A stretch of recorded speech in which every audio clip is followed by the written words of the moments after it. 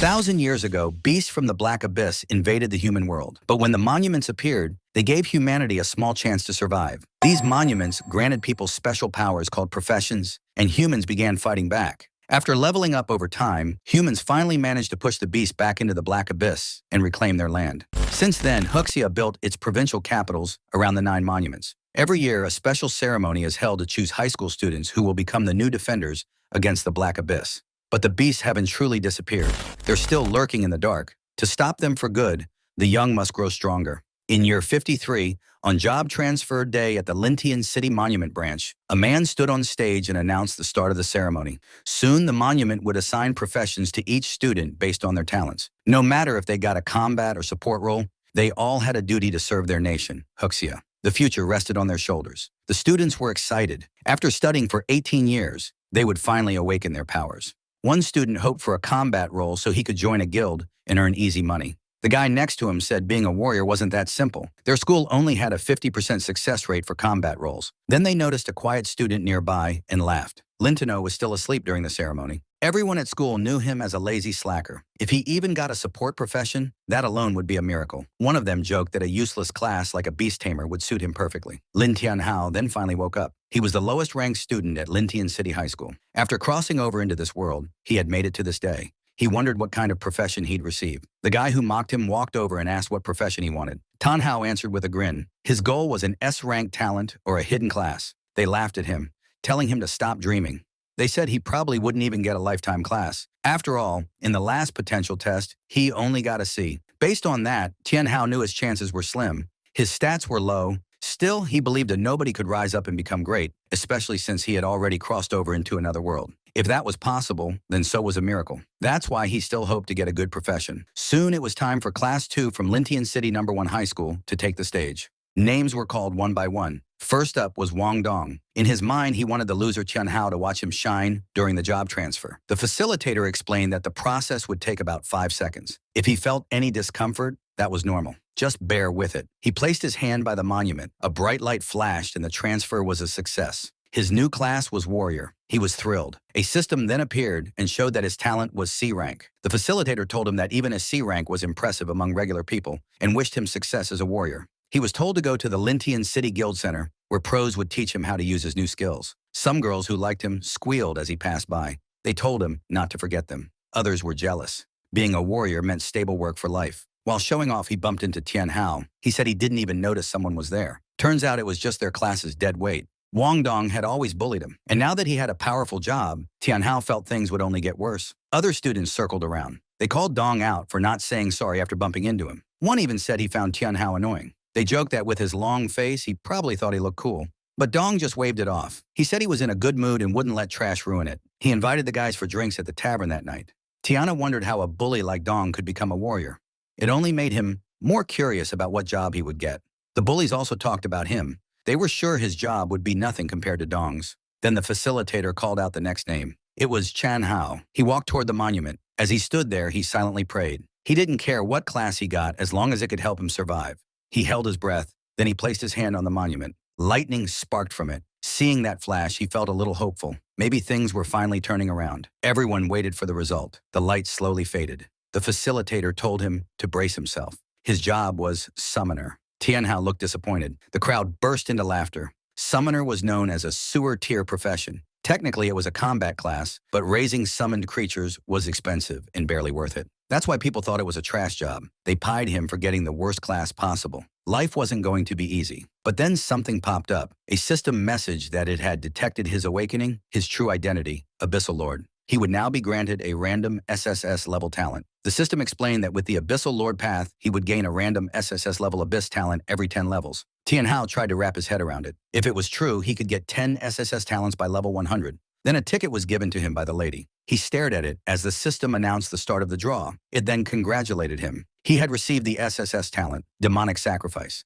Demonic Sacrifice lets the user give up a portion of their max HP permanently to instantly level up a summoned creature and turn it into a demon, giving it divine powers from hell. Even after being demonized, the creature can still gain experience and grow stronger through battle. The cost was steep. It was a permanent loss of HP. But as a summoner, he didn't need to fight directly. As long as his summons were powerful enough, he'd be safe. and he could use gear that increased his max HP to make up for the loss.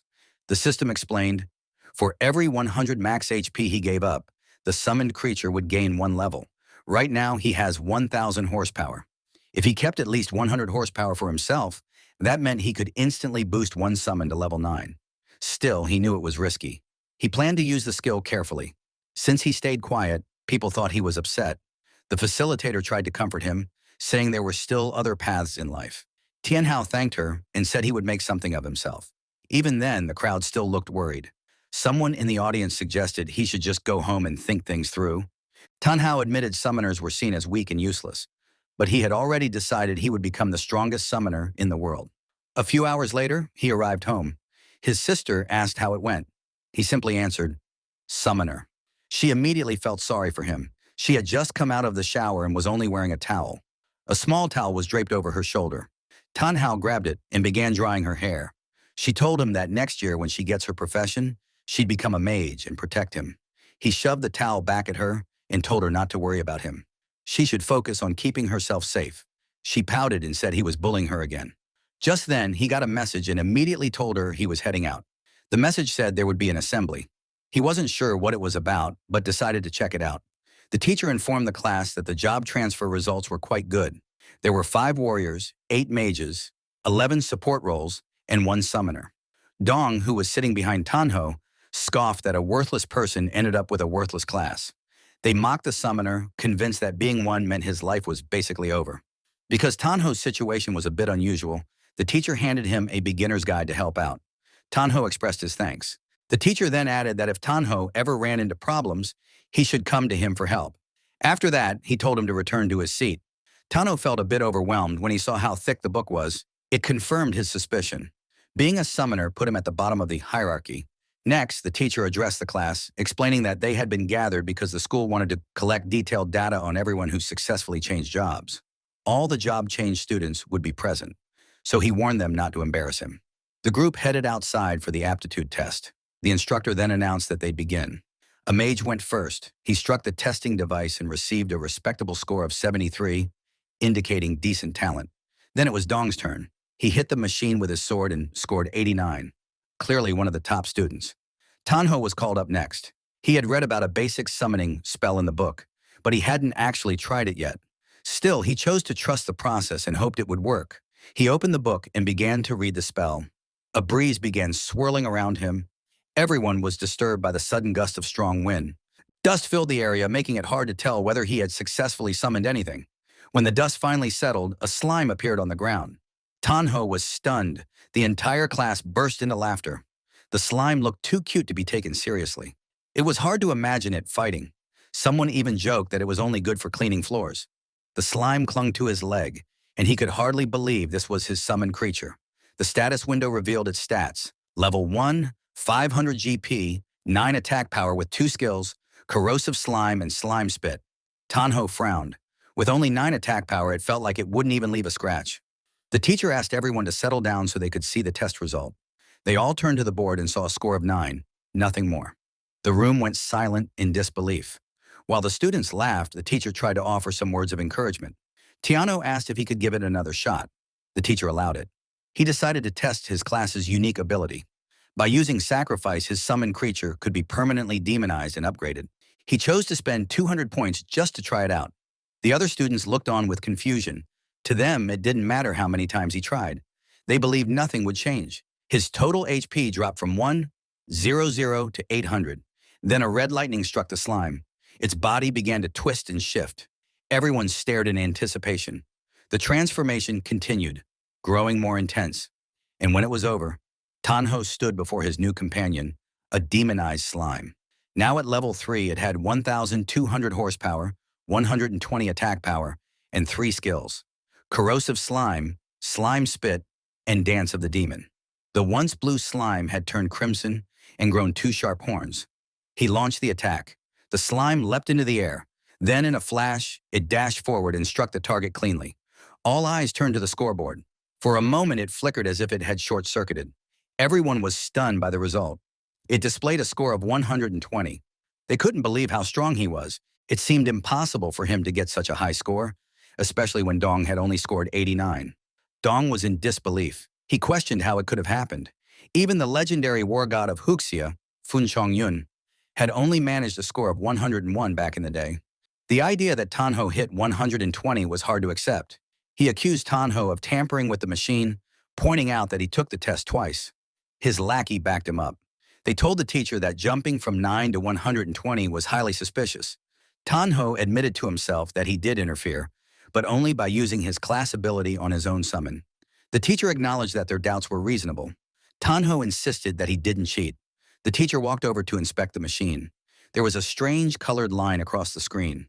After examining it carefully, the teacher concluded that the machine had simply malfunctioned. Tanho hadn't cheated. Dong felt relieved to know it was just a machine malfunction. In his mind, there was no way that loser could ever surpass him. He then asked what would happen to Tanho's score. One of his lackeys quickly chimed in, saying it was clearly 9 points since the machine had worked fine the first time, and everyone saw it. The teacher announced that because of the malfunction, Tanho's result would be voided, and he'd have to retake the test later. Tanho was surprised that he was being given another shot. Some students protested the decision, accusing the teacher of covering for him. But the teacher stood firm. Since the machine was broken, the testing was over. Those who hadn't taken the test, including Tanho, would get another chance once the machine was repaired. One of the lackey's eyes flared red as if he was about to start something, but he backed down the moment Dong gave him a cold glare. Dong sneered that even if Tanho took the test again, trash would still be trash. He told him to keep dreaming. Then he turned to his group and told them to head back with him to the level 1 Black Abyss. Tanho remembered it as a beginner's dungeon. He figured it would be the perfect place to test out his demonized slime, so he decided to go there too. The group then took their leave. Later, the repairman arrived and discovered the machine had been damaged by a student, no less. When they saw the extent of the damage, they wondered if the school had actually birthed a genius. Nearby, an old man noticed Tanho. He walked over and commented that Tanho's physique was well suited for a summoner. The line struck a chord with Tanho. It felt familiar, though he couldn't remember where he had heard it before. He asked the old man if he was really talking to him. In response, the old man revealed a top-tier summoner's staff, offering it for 300 gold. Tanho was skeptical. To him, it looked like nothing more than a fancy stick, and the price seemed like a scam. But the old man insisted he was only offering it to him because he believed they were fated to meet. For anyone else, he said, the price would have been at least 1,000. As Tanho held the staff, he could feel its power radiating through him. With no proper summoner's guild around, good gear was rare. So despite his doubts, he decided to take it. The old man asked for 300 gold. Unfortunately, Tanho only had 92. He asked if the old man could give him a discount and sell the staff for 92 gold instead. The old man accepted it as a deposit. He explained that with the payment, the staff would be reserved and wouldn't be sold to anyone else. However, if Tanho truly wanted to claim it, he would need to travel to the deepest part of the level, 1 Black Abyss maze, and retrieve a specific treasure. Only then would the staff be his. Tanho considered backing out, but it felt too late. Deep down, it felt like he had just accepted a quest from an NPC. The old man handed him a paper and said that once he reached the deepest area, everything would become clear. Then he insisted that Tanho place his fingerprint on it. Tanho asked why he was being dragged into this man's personal errand. Eventually, he stamped it. The old man grinned and reminded him of their agreement. Tanho walked away, feeling a little defeated. After he left, someone approached the old man and respectfully called him Elder Fang. The teacher then reported that the testing had been suspended due to the machine breaking down. He suggested the elder return for now. Elder Fang asked if he knew the student. The teacher replied that Tanho was in his class. He felt sorry for the boy having drawn the short end of the stick as a summoner. He knew the road ahead would be a tough one. The elder nodded in agreement. At the entrance to the level 1 Black Abyss, the air was cold. Towering before him was a massive structure housing a portal. This place, also known as the Cold Valley Abyss, required a team of 3 to 5 people to enter. It was restricted to levels 1 through 10. Anyone outside that range would be immediately purged by the overseer. Since it had a party requirement, Tanho knew he couldn't tackle it alone. He pulled up the leaderboard. At the end of the monthly rankings, those who reached the top received generous rewards. Currently, the #1 spot on the leaderboard belongs to Fang Chung Yun. The reward for first place is a beginner chest plate that grants 30% armor, 20% magic resistance, and boosts max HP by 120 points. Tanho recognized it as excellent early game equipment. He quickly realized it was worth fighting for the top rank. Someone nearby noticed him and sneered, asking what a bottom feeder like him was doing there. Noticing that he intended to enter the abyss, the guy mocked him, saying he probably wouldn't survive more than 10 seconds inside. Tanho was growing tired of hearing the same insults. It was Dong and his usual crew. Dong told him to go back home and stick to farming. Tanho told them to mind their own business. They challenged him, pointing out that the dungeon required a minimum of 3 people. Could he even get in? Dong raised his voice, boasting that they had a C-rank warrior and 2 E-rank mages, and asked the crowd if anyone wanted to join their party. Immediately, people swarmed around them. Everyone was eager to join their team. A priest promoted himself, hoping to be picked. Dong selected 2 party members. His lackey hyped him up, bragging about his strength and their goal of dominating the leaderboard. Hearing that, the new recruits grew nervous, worried they might slow the group down. Suddenly, the portal pulsed and spat out a skull and bones that terrified the newcomers. Dong's lackey grinned and warned them to stay close, or else they might end up the same way. The leader then spoke up, saying they should get moving. Tanho quietly watched them disappear inside. He knew Dong and his crew were bad news. The newcomers likely wouldn't make it out alive. While death wasn't permanent, thanks to resurrection, it came with a heavy cost. That's why clearing the dungeon without dying was always the best strategy. Tanho activated his status window and displayed it above his head. It revealed he was a level 1 S-rank summoner. That drew the attention of someone nearby who nudged his teammates and suggested they invite Tanho to join. But one of the others immediately shot down the idea. Despite the S rank, he argued that a summoner was still useless. The women in the group sighed in disappointment. They thought they had found someone promising only to realize it was just more dead weight. They decided to wait and look for better options. Our MC then spotted someone in the crowd. It was Lu, a level 1 bard with E-rank talent. Unfortunately, being E-rank meant her buffs wouldn't be very effective, at least not until she reached D-rank or higher. From the look on her face, Tano could tell she had been waiting there for days. He walked up to her and asked if she wanted to team up. She blushed at the offer. Tanho extended his hand and told her he planned to compete for a spot on the leaderboard, but no one was willing to party with him. Deep down, Lu knew that was a long shot, but he was handsome and she didn't want to let the chance slip by. So, she agreed to join him. Just a few seconds later, they exchanged introductions.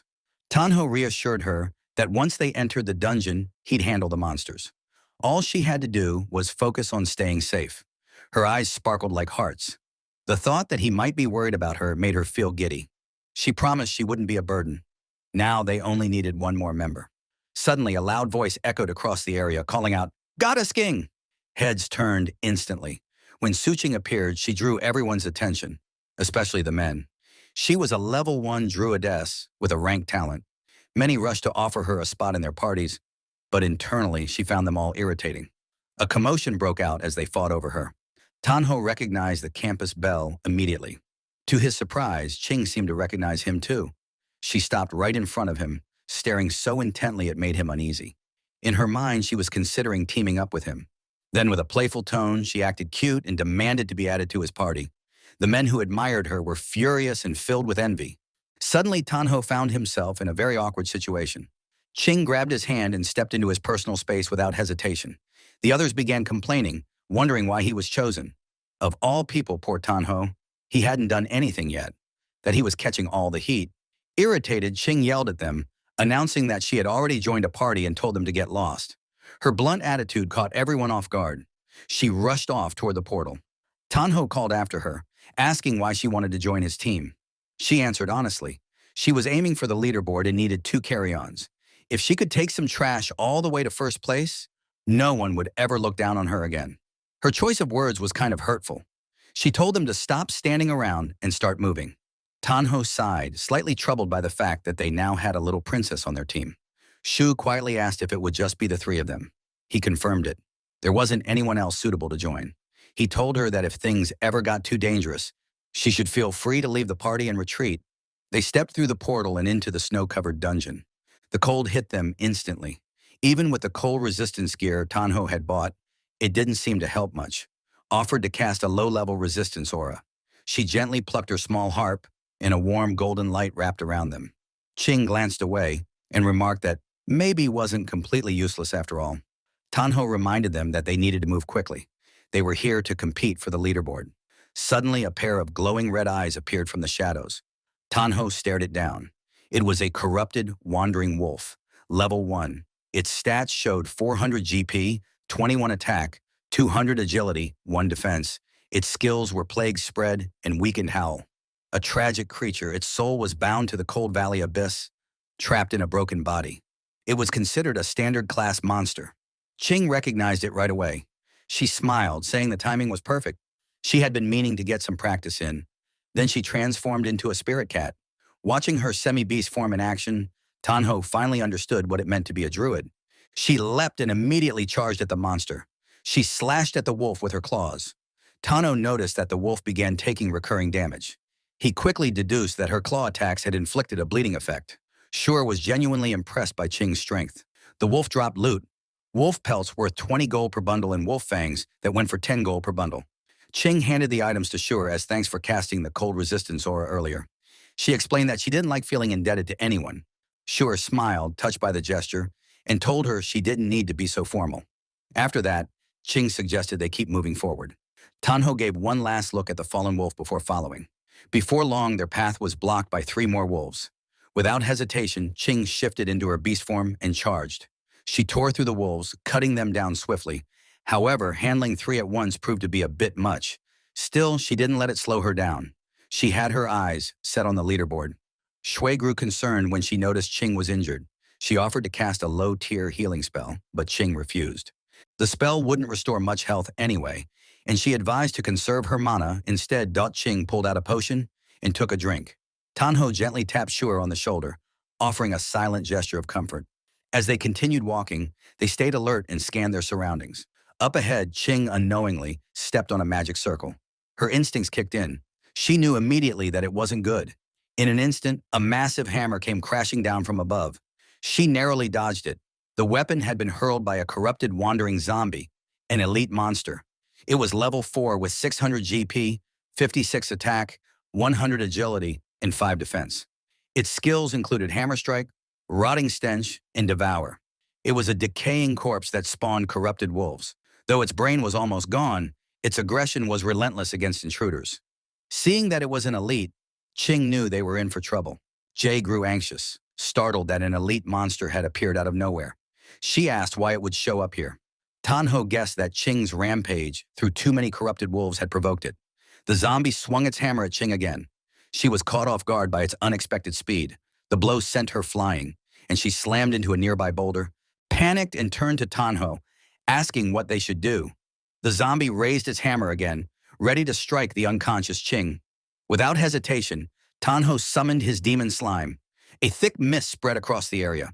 Then the slime emerged, now at level 3. Tanho gave the command for it to use a skill. Dance of the Demon. The slime dashed forward, moving so fast it left only a streak of light in its wake. The hammer came crashing down toward Ching. The ground split apart on impact, but the monster froze in surprise. Tanho calmly suggested to take a moment to check whether its attack had actually landed. The slime had already snatched Ching away and gently handed her over to Tanho, instructed to bring Ching to a safe spot nearby and heal her. He would handle the wandering corpse himself. The zombie prepared to swing again. Tanho commanded the slime to use slime spit. The creature leapt into the air and soared above the monster. A devilish grin formed on its gooey face. The demon slime unleashed a shower of red slimy liquid onto the monster below. The creature raised its arms to shield itself from the attack. Tanho quickly followed up by ordering the slime to use Demon Dance again. He could tell that the monster's defense was tough. They were only managing to deal about 50% of the expected damage. He needed a new approach. The monster flinched. It was beginning to realize that the slime's attacks could melt through its flesh. The slime charged in again. Tanho quickly formed a plan. He commanded the slime to combine Demon Dance with strong, corrosive slime, targeting the monster's ankle. The slime lunged forward with precision. It struck the monster's ankle. It worked. The monster instantly collapsed. Shower continued tending to Ching with healing magic. Eventually, Ching's eyes fluttered open. She caught a glimpse of Tanho in action and saw just how powerful he really was. Meanwhile, Tanho had analyzed the fight and realized the monster's lower body had weaker defenses. He ordered the slime to keep targeting that area. Slime began raining down again. It piled up until it reached the monster's waist. Even its hammer began to melt from the corrosive slime. And with that, Tanho brought down the corrupted, wandering zombie. He gained 120 XP, a corpse hammer, 10 wolf hides, and 10 wolf fangs. He leveled up to level 2. He was stunned by how much experience he had just received. The 2 girls were equally shocked by his strength. Zuer asked if summoners were really that powerful. Ching replied that it wasn't about the class. It was Tanho himself. His strength was terrifying. Taking down an elite monster solo wasn't something just anyone could do. Tano approached her and gently asked if she was okay. She blushed at his concern. She answered that her injuries were only minor. Su then mentioned that her healing chant was slow and they needed to stop and rest. But Ching refused, reminding them that they were racing for the top of the leaderboard. She insisted that she could still fight and urged them to keep going. But her legs wobbled. She could barely stand. Tanho caught her and supported her weight, asking how she expected to compete for the leaderboard if she died trying. She blushed, then admitted he had a point. Reluctantly, she agreed to rest first. Tanho told her that the map showed a nearby cave. They'd spend the night there. They soon arrived at the cave. Tanho suggested that they rest while he stood guard outside. Sure, completely drained from overusing her magic, fell asleep the moment she lay down. They were both surprised at how quickly she knocked out. Tanho gently urged Ching to get some rest as well. Just before he stepped out of the cave, Ching quietly thanked him for saving her earlier. Tanho didn't respond right away. He simply stared at her, her face flushed with embarrassment. She quickly added that she wasn't the kind of person to forget a favor. Then, clearly flustered, she turned around and mumbled that he should pretend she never said anything. Tanho couldn't help but smile. For all her sharp words, the tsundere noble girl had a sincere heart. From inside, Ching peeked out and watched him leave. Outside, now alone, Tanho decided to check his status. After leveling up to 3, he was now at level 3. His HP had risen from 800 to 1200, MP from 300 to 400. His attack power jumped from 12 to 40. Spirit increased from 80 to 100. Tanho smiled, pleased with his progress.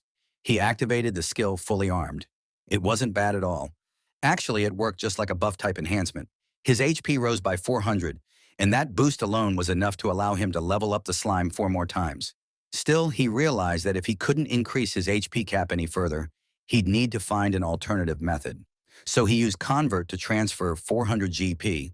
His HP dropped back down to 800, while the demon slime leveled up to level 7. Its stats saw a big boost. HP increased to 1400. Attack power reached 140. Agility hit 120, and defense climbed to 7. It also unlocked a new skill, Split. Tanho was curious. Were the slime's clones different from the original? He decided to test it out. The demon slime jumped into the air. Once it was a safe distance from Tanho, he gave the command, use Split. Sure enough, the slime's body is divided into 2. Tanho observed closely. He even checked their stats.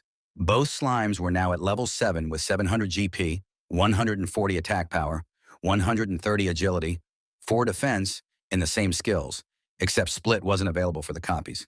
In short, their HP had been hauled. Agility increased slightly, and defense dropped. He wondered how long the effect would last. Just then, a timer appeared above the demon slimes. 3 minutes. Tanho was stunned. That wasn't much time at all. Suddenly, he heard something coming from inside the cave. His senses flared. He knew something was wrong. The 2 girls were in danger. He rushed back inside. What he saw made his heart skip a beat. Shure and Ching were facing a massive monster. Without hesitation, Tanho ordered the slime to split again. The slimes lunged forward and attacked. The result, only minus 25 damage. Tanho was shocked by how little effect it had. The monster was a giant snow rabbit, level 8. It had 800 GP, 80 attack power, 500 agility, and 6 defense. It looked bizarre. A humanoid rabbit with the head and body of a rabbit, but walking upright on 2 legs.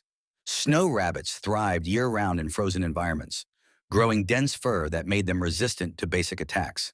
Shu and Ching immediately broke into a cold sweat with a 6-cell gap between them and the creature. They knew they didn't stand a chance. The snow rabbit opened its mouth unnaturally wide.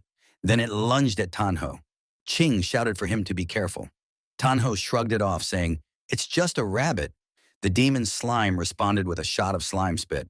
But while the snow rabbit was charging, it suddenly vanished. The slime attack missed and splattered on the ground. In the blink of an eye, the snow rabbit reappeared right behind the demon slime and launched a powerful kick. The blow sent the slime flying across the cave. And just like that, the rabbit was on it again. It landed a punch before the slime could even recover. The attacks kept coming, non-stop. Tanho quickly ordered the slime to retreat and used Dance of the Demon and strong corrosive slime. The slime pulled back at top speed. Tanho observed closely. The snow rabbit was unbelievably agile. It excelled at dodging. Sewer, overwhelmed, asked how something could be that fast. Ching explained that the snow rabbit was known as one of the trickiest monsters in the abyss. Many teams had been wiped out by it, but what puzzled her was why it attacked them in the first place. They hadn't even entered its territory. Realizing the slime's attacks weren't doing any real damage, Shui suggested jumping in to help. Tanho found himself in a tough spot. Dance of the Demon had been interrupted earlier, and now it was on cooldown. He quickly ordered the slime to fall back, but the creature continued taking hits. Shure, unable to stand by any longer, made a move to help. Ching tried to stop her. She picked up a rock and threw it at the snow rabbit to divert its attention. It struck the rabbit right on the forehead. The snow rabbit slowly turned to face her. Ching froze in fear. The snow rabbit let out a fierce roar. Frantically, she rummaged through her bag and threw a carrot at the rabbit. The snow rabbit's eyes lit up.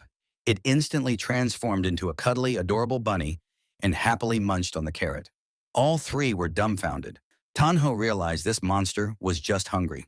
Ching, on the other hand, was baffled. She asked Zuer why she even had carrots on her. Shure explained that she brought them as emergency rations for the group, but once the rabbit finished eating, it glared at them again. Sensing danger, Shure panicked and bolted, tossing carrots behind her as she ran. Naturally, the rabbit chased after the trail of food. Tanho knew they were almost out of carrots. If they were going to take the rabbit down, they needed to act fast. He told Shure to toss her bag to Ching. Ching looked confused, but Shure followed the instruction without hesitation. Ching caught the bag barely. The snow rabbit's attention immediately shifted to her. Instinctively, Ching transformed into her beast form, then glanced at Tanho and asked what exactly he was planning. She leapt into the air just as the snow rabbit tried to strike her.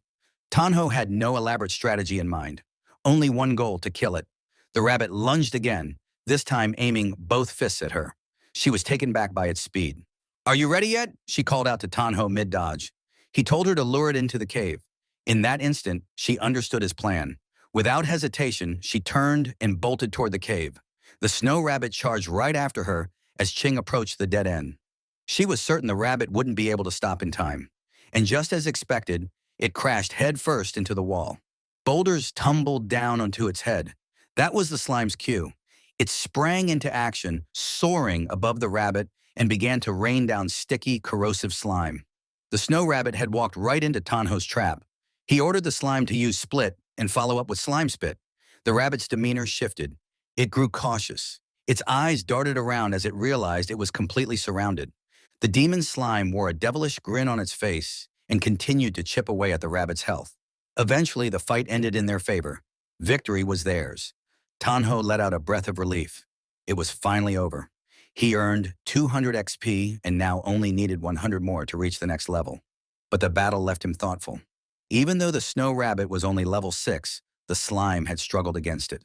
He realized that while the slime excelled in area of effect attacks, it was lacking when it came to single-target battles. If they encountered a similar situation again, things could turn bad. The girls were also relieved that the danger had passed. Shua even burst into tears. She genuinely thought she was going to die. Meanwhile, Ching was fuming, scolding Tanho for using her as bait. He apologized and explained that she was the only one fast enough to dodge the rabbit's attacks. She blushed, taking it as a compliment. Then she turned her annoyance towards Shu, blaming her for bringing carrots into the abyss and causing the mess in the first place. Shui defended herself, saying she thought having dry rations was a good idea. "No one's going to gnaw on carrots down here." Ching huffed and told her to pack them all into her inventory. Before she could finish, Tanho stopped her. He pointed out that defeating just one snow rabbit granted 120 XP, the highest yield they'd seen so far. If they could lure more into traps, they could level up much faster. The requirement to clear Cold Valley Abyss was to defeat the level 10 Abyss boss. And for that, every member of the team needed to be at least level 4. At the moment, both girls were at level 2, and Tanho was level 3. That meant they needed to take down at least 5 more snow rabbits to get everyone to the right level. Zhu hesitated, worried. They barely managed to defeat one. How would they handle more? But Tanho reassured them. This time they wouldn't be the hunted, they'd be the hunters. Ching immediately backed the idea. She had no time to waste grinding one monster at a time. If they could lure rabbits to them, it was perfect for their goal of reaching the leaderboard. They quickly got to planning. They placed a carrot on the ground as bait when a snow rabbit approached. They were surely proud of themselves. They jumped out from behind the boulder, launching a surprise attack. 3 hours later, they had finally leveled up. Tanho reached level 5 while both Ching and Shuer hit level 4. They'd already spent 5 hours inside the abyss. Huer was pleased. Reaching this level in just 5 hours felt like incredible progress. Ching agreed. It was fast. The previous record holder had taken 8 hours to clear the dungeon. Was hopeful. Maybe they could beat that record. But Ching quickly grounded her optimism, reminding her that they still had the boss to deal with, and it wouldn't be easy. Tanho was thinking the same thing. According to the guide, the boss was the wandering zombie leader. It could summon corrupted wolves and wandering zombies to fight alongside it, making the battle a drawn-out endurance match.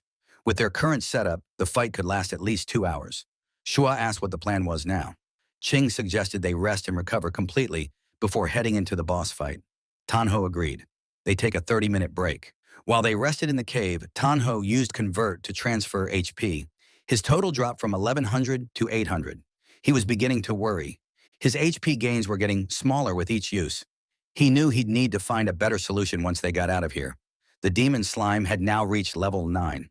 Its HP had gone up to 1,600, attack power to 150, agility to 130, and defense to 9. Its skill set remained the same. Strong corrosive slime, slime spit, dance of the demon, and split. No new abilities had appeared, and the stat boost wasn't particularly impressive. Tanho silently hoped the upcoming boss fight wouldn't be too brutal. Suddenly, a loud noise echoed from outside the cave. They all jolted upright, alert and uneasy. Rushing outside to investigate, they were greeted by the sight of a magnificent creature, a winged horse with a shining horn. Tanho asked in disbelief, "What is that?" It was a hidden boss, a unicorn, level 10. It had 1,500 horsepower, 120 attack power, 300 agility, and 10 defense.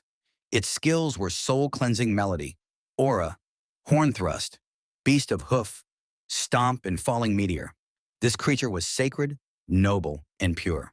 A guardian of the divine beast resting deep within the abyss.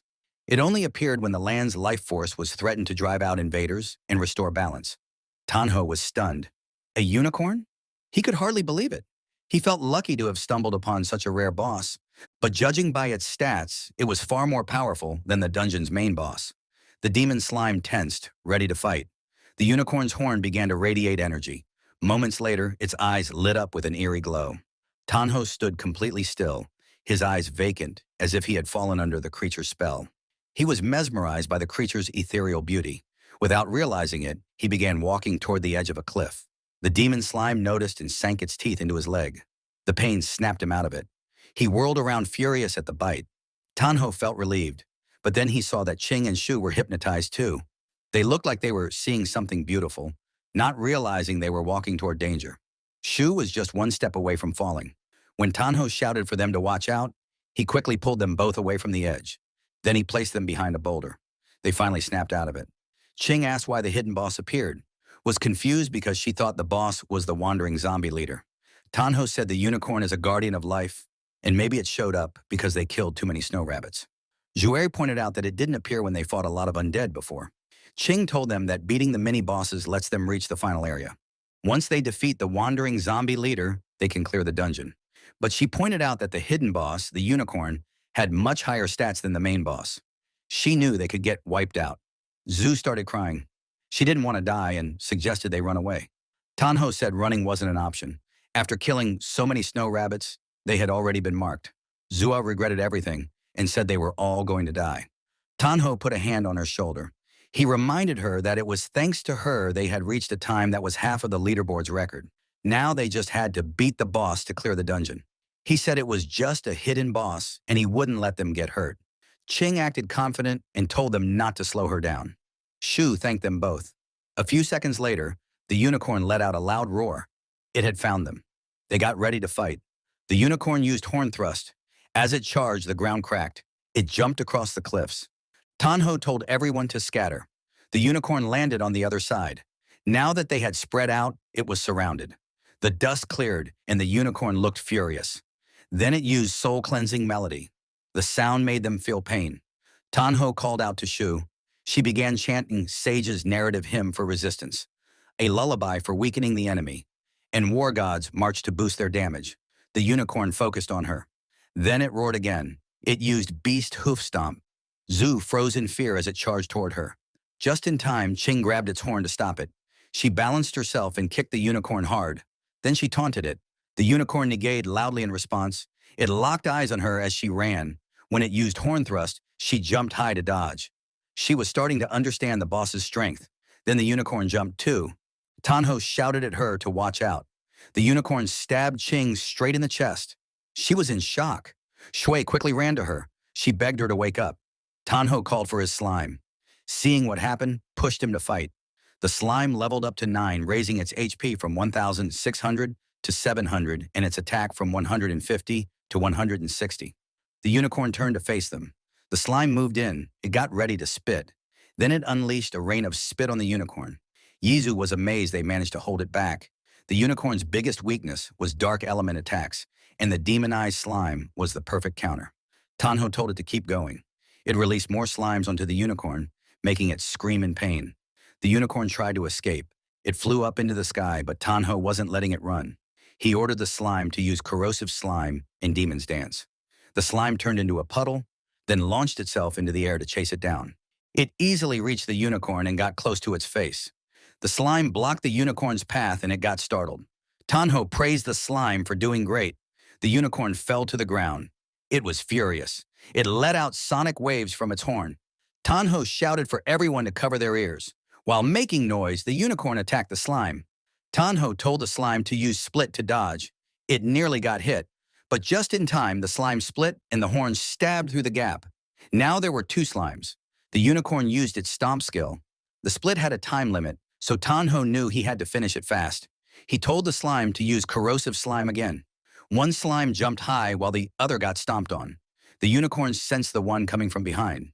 But before it could react, the slime had already splashed it with a lot of slime. It tried to get away, but the slime clung to it, making it scream in pain. Because of its severe injuries, the unicorn went into a frenzy. Tanho panicked when he saw it going berserk. He quickly told the slime to back off. The spot where the slime had latched on was badly damaged. The slime returned to Tanho's side. The unicorn stared at them with rage. Tanho held his ground, waiting for its next move, but he was puzzled. It suddenly stopped attacking. Then he noticed something strange. There was a puddle of purple liquid with bits of grass near the unicorn's feet. Ching asked why he was just standing there. She rushed in and told him to finish it off. Shuer also started moving, but Tanho told her to wait.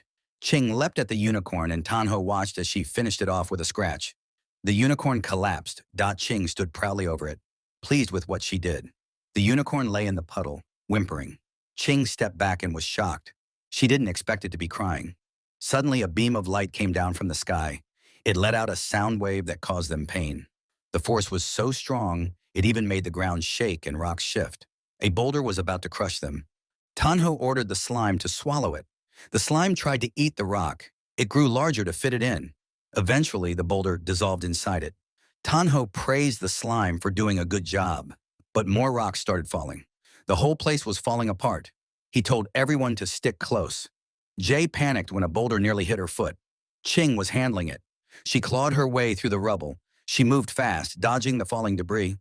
Tanho grabbed Che while Ching caught up. The slime formed a barrier around them. Ching then asked what was going on.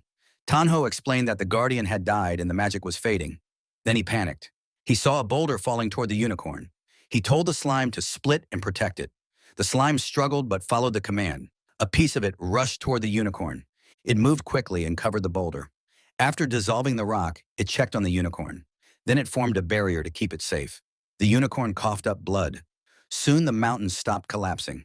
It was time to check on the unicorn. Ching asked what was going on. Tanho explained that the unicorn's blood had healing powers, and the land started to recover when it touched the ground. The unicorn shook. Ching suggested they kill it now so they could leave the abyss, but Tanho stopped her. She asked why he kept getting in her way. Shuer noticed something strange about the unicorn as well. Tanho realized it was trying to say something. Suddenly, the unicorn jerked up. Zuer flinched. Ching insisted they kill it immediately, but again, Tanho told her to wait. She argued they didn't have time for that. The unicorn coughed up more blood. Then it collapsed. They saw something sticking out of its belly. A horn had torn through it from the inside. Ching couldn't believe what she was seeing. Another unicorn had appeared. Ching stood frozen. The once barren land turned lush as the new unicorn came out. She realized the boss could reincarnate, so she rushed in, wanting to kill it before it got stronger. But Tanho stepped in her way. Once again, he told her to wait. She raised her weapon, but Tanho didn't move, so instead she slapped him across the cheek. His cheek bled. A drop of his blood landed on the unicorn's horn. The horn began to glow brightly. Ching was already irritated with Tanho. While they argued, the unicorn tried to stand up. Then a notification popped up saying a contract had been formed. The two women paused and looked at the unicorn. Tanho turned to see. A golden light floated toward him. It gathered at his third eye. He could now see the juvenile unicorn stats. Level 1, 600 GP, 15 attack, 100 agility, and 2 defense. Its skills included Soul Cleansing Melody and Beast of Stomp. Tanho was suddenly transported to another dimension where only he and the unicorn existed. This was the outcome he had predicted. He had noticed earlier that the unicorn was trying to protect the baby inside it, but he never expected the baby could become a contracted beast. Now he had a second summoned creature. Ching asked what was happening. She looked around for the unicorn. Then the ground started to shake again. A huge crack split it open. Ching grabbed and pulled her along, shouting for Tanho to run, but Tanho knelt beside the fallen unicorn and promised that he'd protect its baby. Tanho sat on the lush green grass where the unicorn's body had once been. The system displayed the loot: a forgeable unicorn horn, unicorn mane, venomous unicorn blood, and a Cold Valley treasure chest. He was focused on checking the drops while the slime behind him tried to warn him the ground was collapsing. The system congratulated him for breaking the record. The rankings had been updated. He expected it. Meanwhile, Ching was panicking. She shouted for him to hurry and come back, but the ground beneath him gave way. The two of them looked on in worry. Tanho started falling. The system asked if he wanted to exit the dungeon. He tapped yes, and instantly, he disappeared. The other two were transported out too. They emerged from the dungeon. Shu thought she was really going to die. A moment later, Tanho appeared. Ching grabbed him by the collar. He tried to calm her down. Everyone around them was checking the leaderboard, causing a stir. It hadn't been updated in a long time, so people were eager to know who made it. Some argued that no one could beat Fang Chongyun's record. Then someone stepped out of the portal, and the crowd rushed over, thinking it was the record-breaking team. Someone called Tanho's party and asked if they were the one who just broke the record. A man called him an idiot for thinking that way. Since the group was likely forced to leave, they were sure it wasn't them. It all seemed logical to them. Hearing that made Ching furious, so tried to hold her back before she caused a scene. People started gathering near the portal. Dong's party stepped out. He mocked Tanho for being kicked out. He walked up and said he didn't expect a loser like him to survive. Then he noticed the campus belle and asked why she was with someone like that. His lackeys told her to ditch Tanho and join Dong since he was in the combat class. She called them dirty trash and told them to scram. Her words made them furious. Dong called over one of his lackeys, Yunf. Then he pointed out the massive gap between him and Tanho. Tanho just smirked. He told Dong to open his eyes. That comment pissed Dong off. Then the rankings updated. Tanho took the top rank and Baldy was left speechless. His lackey lost their minds because of the result. Dong finally let go of Tanho's collar. Other players were shocked too, especially since Chong Yun had held the top spot for 3 years. They immediately started looking up Tanho.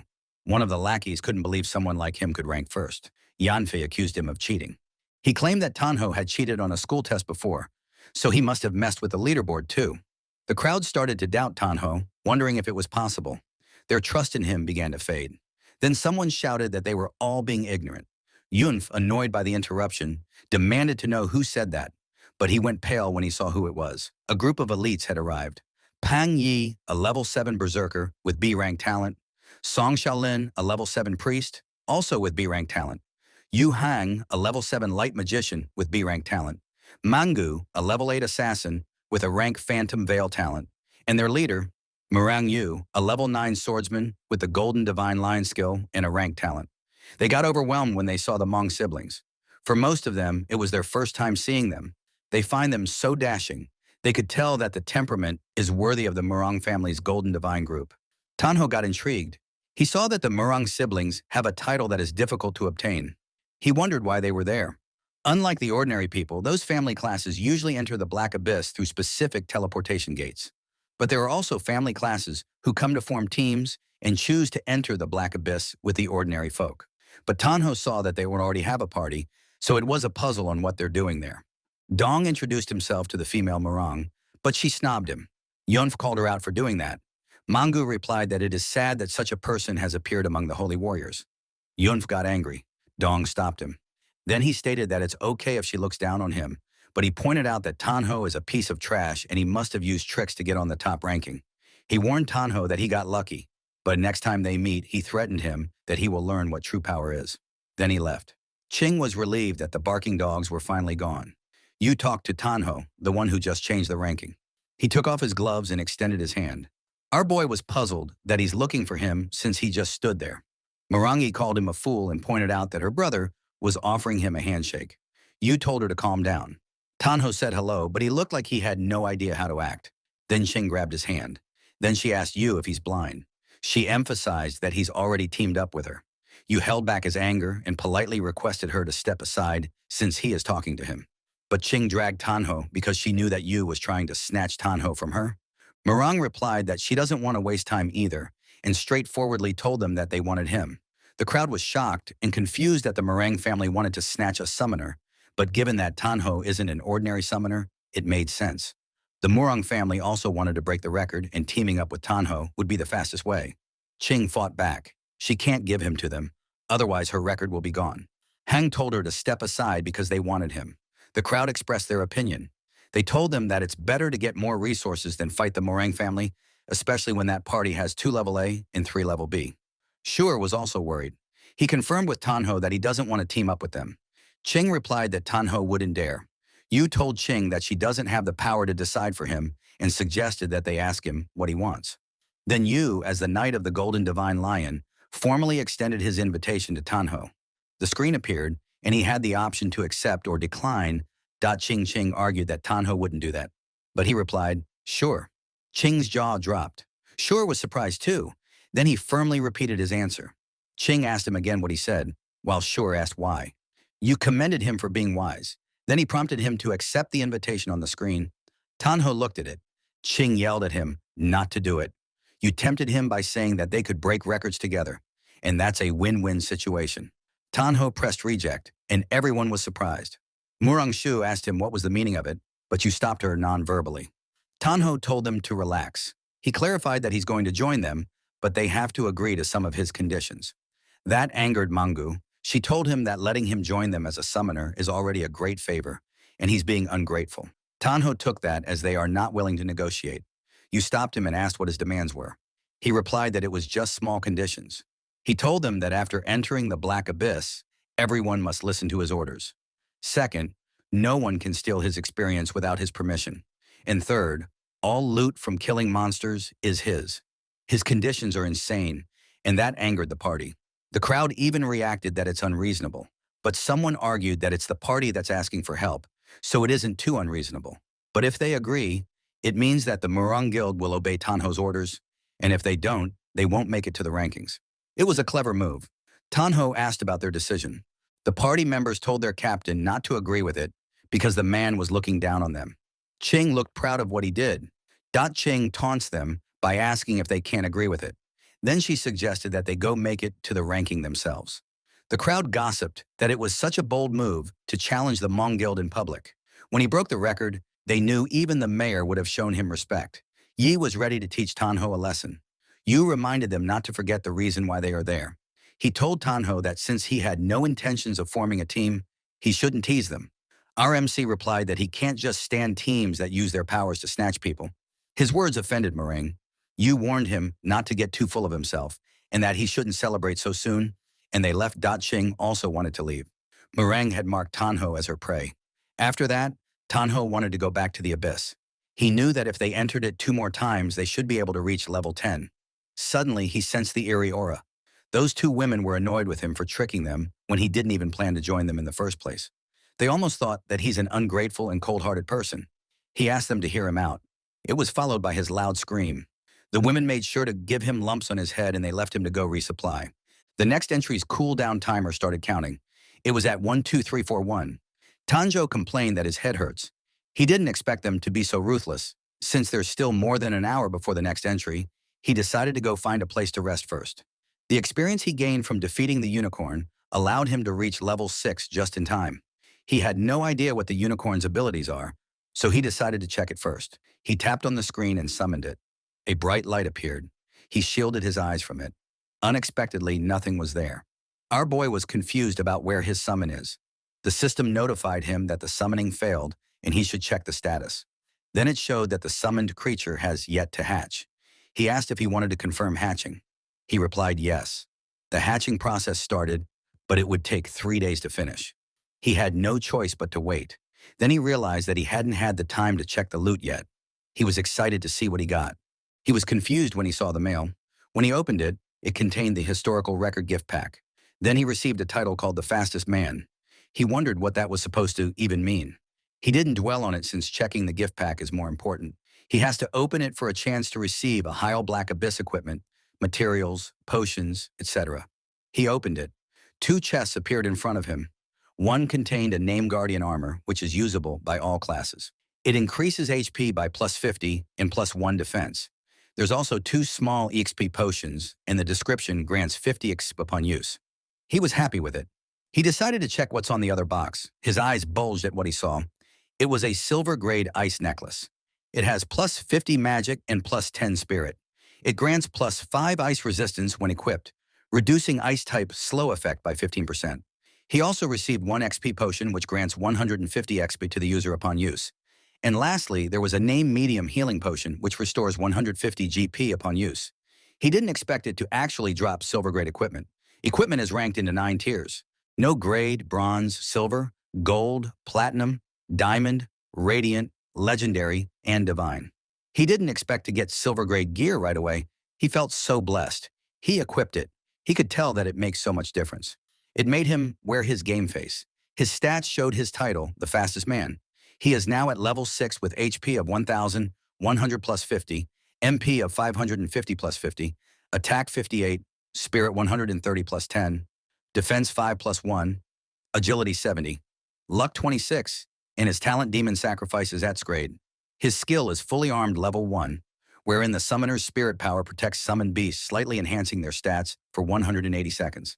He reached the summoned beast capacity of 2 out of 2 and had 2 skill points remaining. He was happy to find that his stats increased a lot, and he went all out in spending his skill points. His fully armed level 1 increased to level 3. It means that summoning beasts consumes less spirit power, doubles their stats, and lasts 200 seconds. He expected it to save him some time when running dungeons. The next thing he did was to level up the slime. So he summoned it. He planned to make a sacrifice of 100, but he found out that he could still advance. The screen displayed that he has 6 levels until advancement. He got so excited about what will happen if he advances, but he didn't find anything. He just decided to go for it. He tapped yes and waited. From his HP 1100, it decreased to 500. A gust of wind formed around the slime. It was so powerful that it became a tornado. He watched and waited. The slime slowly revealed flesh. Tanho was in awe. Meanwhile, at the Black Abyss Plaza, it was about their meeting time, but Tanho wasn't there. Zoe suggested that she checks the team panel. She did that. She was confused when she found him running into the forest. She decided to go find him. Zoe followed her back to our MC. Tanho was watching a red cloud form. He had no idea what it was. When it settled, it showed a slime and demi-human female. Seeing her voluptuous body, it made him blush, especially when she's not wearing any clothes. The slime was happy to see him. It walked like a gorilla and approached him. He was startled, especially when it jumped towards him and landed above him. It straddled him, which made its boob cover his face. The slime was confused when he froze. His face turned red. Then he grabbed her arm. Then he removed her from him while vowing that he would never have a reaction towards his summons. He took out clothes from his inventory, then offered it to her. She looked at it and absorbed it, and it was displayed through her body. He clarified that it's for her to wear. He took it and helped her wear it. It made him feel like a dad. After putting that on, it showed an increase of 0.1 in defense. Tanho just learned that summoned creatures can wear gear. He suspected that it's because it was a humanoid. Then he decided to check the new stats of the slime. From level 9, it leveled up to level 15. HP increased from 1,600 to 2,700. Attack from 150 to 2,005. Agility from 130 to 160. Defense 9 to 20 plus 0.1. And 2 skills have been added. One is an AoE, and the other is a single target attack skill.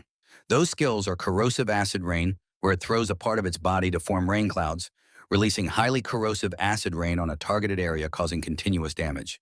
And the second one is Demon's Embrace. Once wrapped by tentacles covered in strong acid, the opponent will taste the horrors of hell. It deals high continuous damage to the target. He checked and saw that the corrosive rain is an upgraded skill, while the other must be learned at advancement. Those two skills seemed pretty strong, so he got excited to try it out. Meanwhile, Ching and Zhu were puzzled on why Tanho is going deep into the forest. She checked her map, and they went ahead. Eventually, she found him. From her point of view, it looked like he's doing something sketchy with a woman. Shuer expressed that she's exhausted. She asked if that was the place. She blushed at what she saw, while Ching was furious as she asked him what he's doing. Tanho was surprised to see them. He asked what they were doing there. Ching had her fist balled while she asked if they're disturbing his good time. Tanho turned pale. They called him a pervert. That caused him several more bumps on his head. Ching reasoned that she had no way of finding out that it was an advanced slime. She blamed him for not explaining. He reasoned that she didn't even give him a chance. Then he asked why they were there. Ching replied that the meeting time was up, so they had to find him to enter the Black Abyss. He explained that he was resting there and forgot to check the time. Then the screen showed up and asked if they were going to enter. Since everyone was there, they decided to enter already. They were engulfed with a bright light. Meanwhile, the Hmong party had killed several monsters already, and they are frustrated because there were no signs of what they're looking for. Yu had a sour expression. He realized that someone beat them to it. He couldn't believe someone got it first. Hang asked what they should do now. Ye suggested that whoever it is, they can just offer a high price to buy it back. Hang smacked him for being foolish. First of all, it is a 1,000-year mythical beast, and second, it's a secret mission. Shaolin looked really haggarded as he suggested that it could have been snatched up by another guild. Meringue yelled at them to shut up. She suggested that it must have been taken by a rogue team. Rogue is a term for unaffiliated guildless players. She stated that no other guild had the fragments, so they couldn't have known the unicorn had awakened unless a team already inside the abyss ran into it and took it down. Yu replied that Zhao, his sister, was right since the abyss is showing signs of instability, and the beast had awakened earlier than expected. He added that aside from them, the Golden Lions, no other guild could have known ahead of time. So with the mythical beast dead and the abyss acting up, the difficulty level is about to spike. He wondered who on earth had defeated it. Zhao suggested to her brother that if someone took it, since there weren't many teams that just came out of the abyss, they could just kill them and take it back, especially the arrogant little punk. She's pertaining to Tanho. Yu refused because the Golden Lions don't slaughter innocent people, and he knew that someone capable of defeating a hidden boss can't be weak. But he suspected that the unicorn was with Tanho. Yu told them that it was enough and ordered them to head back to HQ to report first before deciding. He reiterated that they should follow and return to the guild. He stabbed the ground with his sword, and they were enveloped with bright light, which teleported them out from there. Meanwhile, Tanho was freezing inside the abyss. Sui chanted a spell to help with it. Ching told them that they should move fast. Tanho is getting annoyed with her princess attitude. They traversed the forest. They arrived at the place where the first corrupted direwolf spawned. Ching wanted to use them as her warm-up. The grass made a rustling sound. Ching was fired up to fight. Suddenly, the direwolves appeared. Shuer was surprised that there were 5 at once. Tanho thinks that the monster count at the first spawn point quadrupled. Ching didn't mind that there's 5. She was confident that she could take them down in one hit. She called Shuer. Shuer replied that she's ready. She played her small harp. Her music affected those monsters, and Ching ended them in one strike. Then she commented that it was too easy. They observed that Ching's upgraded damage is nearly hitting 400 in a single strike. She really proves herself as a combat class. Tanho looked like there's something on his mind. Ching stated that no matter how many monsters there are, she would take it down one by one. Tanho wanted to know why there are more direwolves. He asked if it was just a coincidence, but Ching and Shuer didn't bother about it. They called him to hurry up. Tanho knew that his question would be answered on the next spawn. The sky turned dark. Tanho could sense that there's something strange. Ching told Shuer to keep buffing, and she'd clear the place. Shuer asked her to calm down. Tanho was spooked. The ground shook, the snow swelled, and a monster appeared. Tanho realized that these monsters were hiding beneath the snow, and they were in hunting formation. They were now being surrounded. Plus, there's too many of them, too. Joy got worried. She asked what they should do. Tanho could tell that the attacks aren't random. He suspected that the monsters had developed intelligence. The monsters started attacking. Ching helped Shuer to get up quickly, while Tanho just stood there. He took a deep breath and faced the large monster. While the direwolves attacked him from behind, even Ching got scared. She thought they're done for.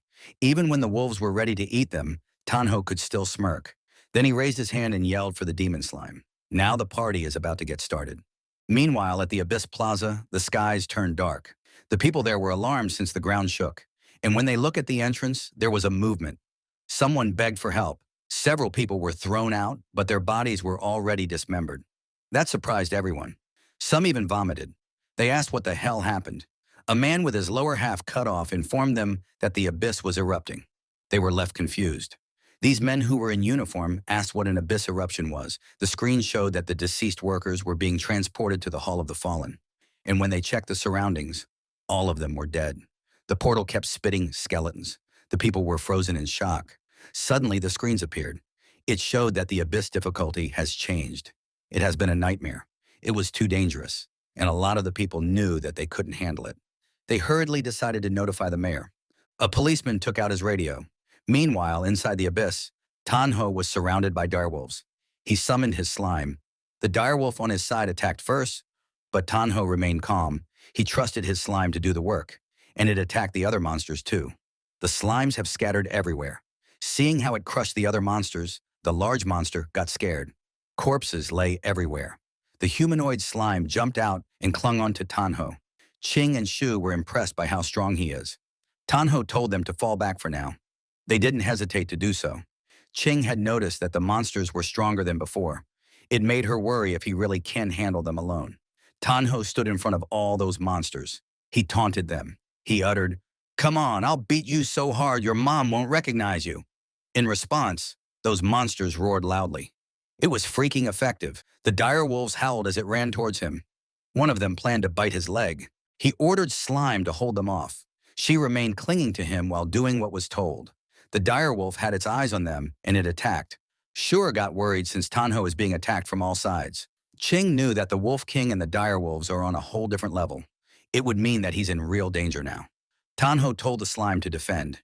It created something like a large tentacle, and that formed their defense. The dire wolves bit into it instead of Tanho. Ching and Shu were surprised to see that the dire wolves received damage just from biting into it. They saw that it was losing HP.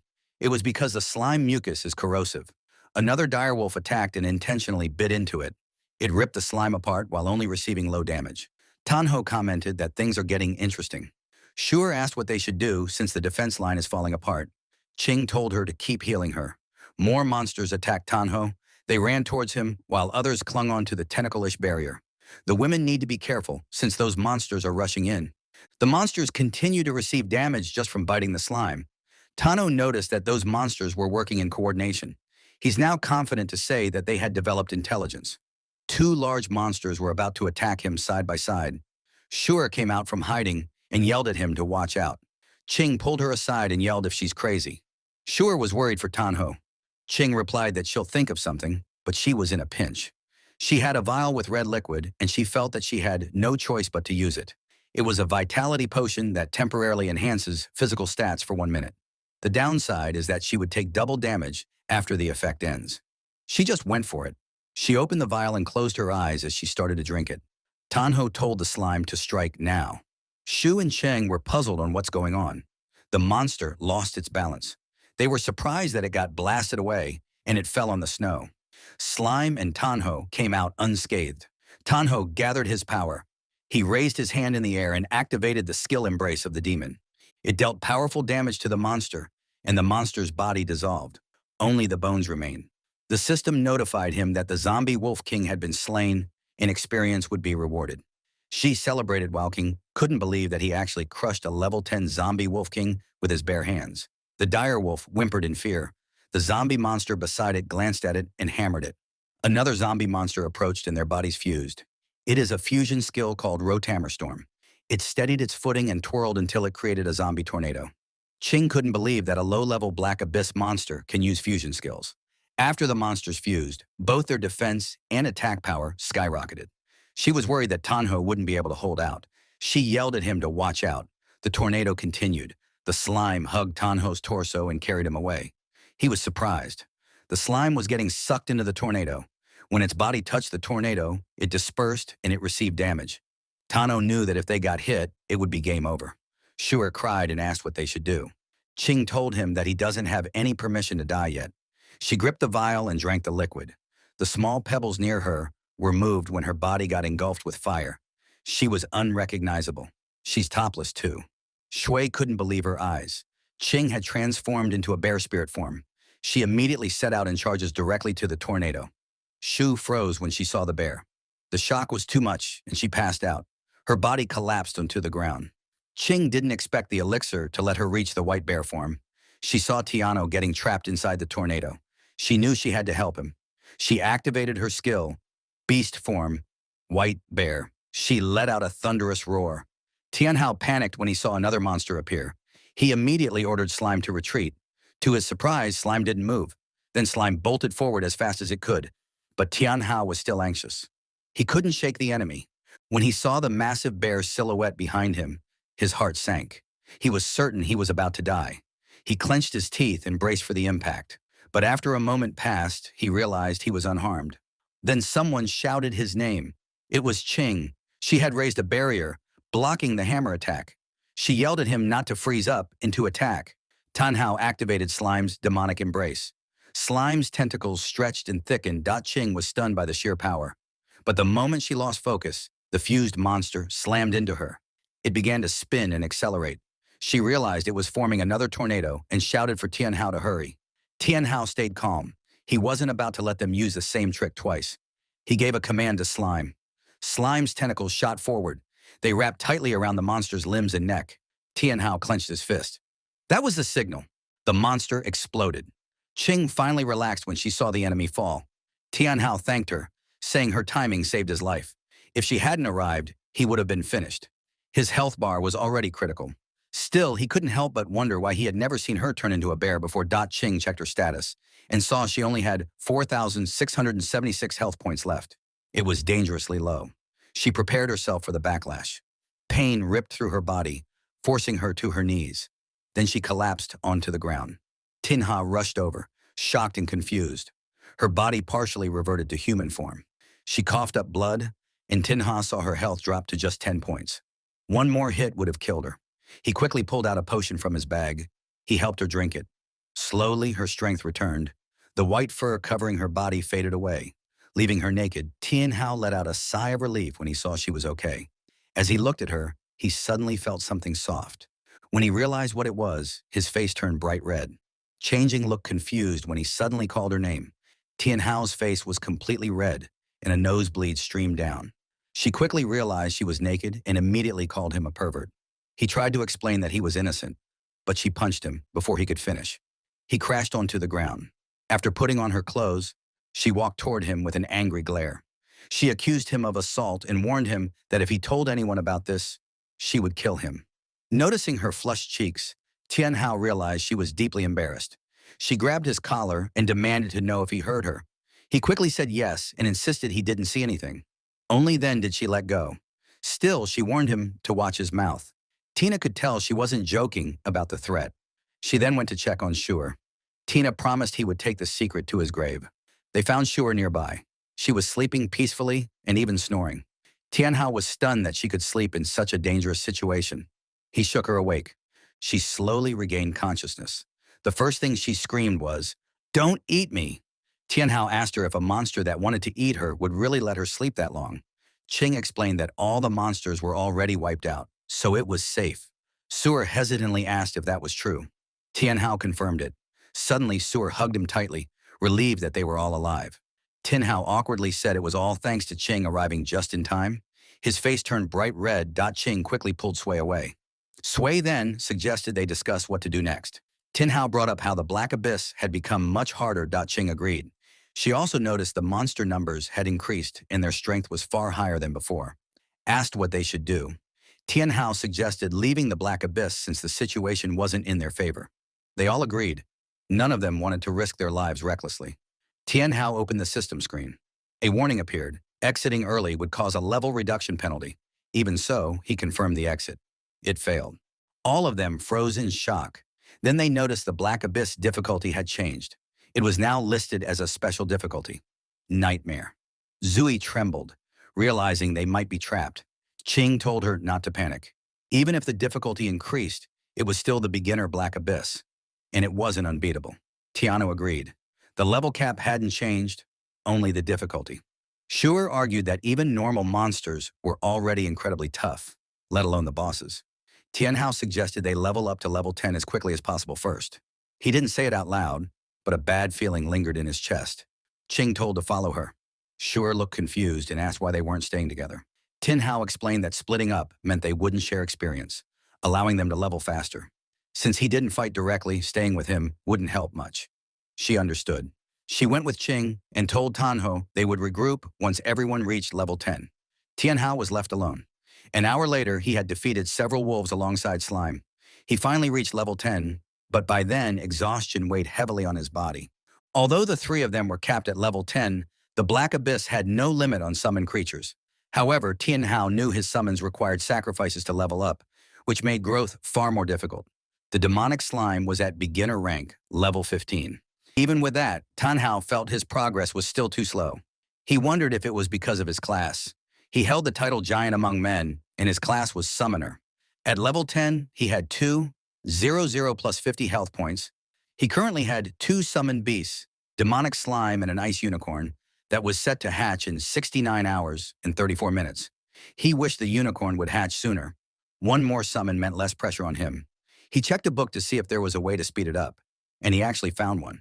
While he was reading, wolves suddenly surrounded him. He sensed that a boss was approaching. Snow and debris were thrown into the air as it moved closer. Tianhao grew worried. It felt like the wandering corpse commander had awakened. Then he heard someone screaming for help. Zoer and Qing were being chased by it. Zoer slipped. Qing turned back to save her. She activated the Skill Spirit Cat's Shadow Step, but they were blasted away when the monster attacked. At that moment, we had completely run out of mana. Another attack was coming. Qing stepped in front of her. Suddenly, a strange sensation ran through her body. She couldn't move. The attack landed, dealing minus 2,230 damage. Tianhao immediately ordered his slime to act. The slime formed a net and caught both of them. They barely managed to fall into it safely. Tianhao rushed over and asked if they were okay. Qing groaned in pain. She couldn't feel her arm. Suddenly, a tornado formed nearby. Tianhao looked up. From within the spinning wind, a massive foot and 2 pairs of glowing eyes appeared. When the wind dispersed, a gigantic figure was revealed. This wandering corpse commander was far stronger than before, and it looked completely different. This one almost looked human. This creature was the Winter Valley Abyss boss, Wandering Corpse Commander. It was level 10 with 30,000 health points. Qing knew they couldn't beat it head-on and told Taiyan how to run. The boss stomped the ground. Their escape route vanished. The system confirmed they had entered battle. Even though it was nightmare difficulty, it was still a beginner boss. Tianhao steadied himself. As long as he could destroy the crystal in its chest, there was still a chance. The boss summoned its reinforcements and ordered them to attack. Tianhao responded instantly and commanded the slime to use demonic dance. The lesser monsters dissolved one by one. The slime surged forward toward the boss. Tianhao activated full armament, instantly doubling the slime's stats. Its health rose to 2,700 plus 2,700. It activated Split, Demonic Dance, and Corrosive Slime. Now there were 2 slimes. They began circling the boss. The slimes rushed toward the boss's feet. One of them was instantly crushed under its step. Tianhao's heart skipped a beat. The other slime was struck next. It was sent flying into a boulder and slammed hard into it. It went down. Tianhao immediately ordered it to retreat. That was when he realized it. Slime wasn't enough. The boss summoned more reinforcements. With no other choice, Tianhao attempted the acceleration summoning spell he had just read about. He began chanting. The monsters swarmed him as he did. Time was running out. Then out of nowhere, the monsters were cut down. Qing had returned to help him, but she pushed herself too far and coughed up blood. Tianhao kept chanting, even as the boss raised its weapon to strike. He knew he wouldn't finish in time. Suddenly, a golden light enveloped them. It shone brilliantly. Yanhao froze, confused. Shure shouted that it was a defense aura. He saw the incoming attack and felt his chest tighten. Zoer yelled at him to hurry. Her defense aura was only level 1. It wouldn't last long. He chanted faster. The defense aura shattered. The boss's weapon slammed into the ground. The shockwave blasted Zhu away. Our boy forced himself to look up as the egg began to crack. At the same time, the slime restrained the boss's arm. Finally, Tianhao completed the chant. The slime was violently torn away. The boss noticed a glowing blue light. It raised its weapon again, but the light was blinding. Tianhao stared in disbelief. It worked. The unicorn emerged. The boss recoiled in shock. Its limbs were instantly covered in ice. Ching was barely conscious, but she could sense something was wrong. The boss had entered its second stage. With what little strength she had left, she told them to run. Tiano ordered the unicorn to move. The unicorn charged toward the boss. Wind spiraled violently around its horn. The unicorn leapt toward the boss. By then, the crystal core in its chest had been encased in ice. The unicorn shattered the ice and struck the core directly. The boss's body was instantly obliterated. Ching stared in disbelief. Despite having 30,000 health points, the boss was defeated in a single hit. Tian was stunned as well. He asked the unicorn how it felt. The unicorn looked back at him calmly. This special frost unicorn was level 1 with 500 health points, 20 attack, 15 agility, and 10 defense. Its skills were charm, pierce, and the ultimate skill, rainbow horn. Tian Hao gently patted it and praised it. The slime climbed onto his back, clearly wanting attention too. He praised the slime as well. Without it, they would have been completely wiped out. Tian Hao then asked the two girls if they were all right. Ching admitted she didn't expect to be saved by him again. She asked if that unicorn was his new summoned beast. She said it was terrifying that a level 1 summon could defeat the Wandering Corpse Commander. Even Tian Hao hadn't expected that much damage. Ching explained that the Wandering Corpse Commander was a dark attribute monster, while the unicorn was a dual attribute summon of light and frost. That attribute advantage was likely why the damage was so overwhelming. Chen Hao finally understood. The system announced their success in killing the Wandering Corpse Commander. They watched as the reward calculation began. Since the difficulty was Nightmare, all rewards were doubled. It was the first clear with a completion time of 3 hours and 27 minutes. They received the first clear bonus, the time bonus, and an additional attack bonus for the one-hit kill. The evaluation finished, and they waited for the equipment to drop. Suddenly, Tanha was transported to a dark space. An ominous floating box appeared in front of him. The item was called Purgatory Spirit Cube, a legendary summoner exclusive equipment. It reduced attack by 30, defense by 50, and agility by 60, but increased mana by 200. Tangha was confused. He couldn't understand why a legendary item would lower stats. Then he read further. The cube had 3 active effects. First, after defeating an enemy, their soul could be sealed and stored inside the cube. Second, by consuming 5 souls, the soul of the deceased could be attached to a summoned creature.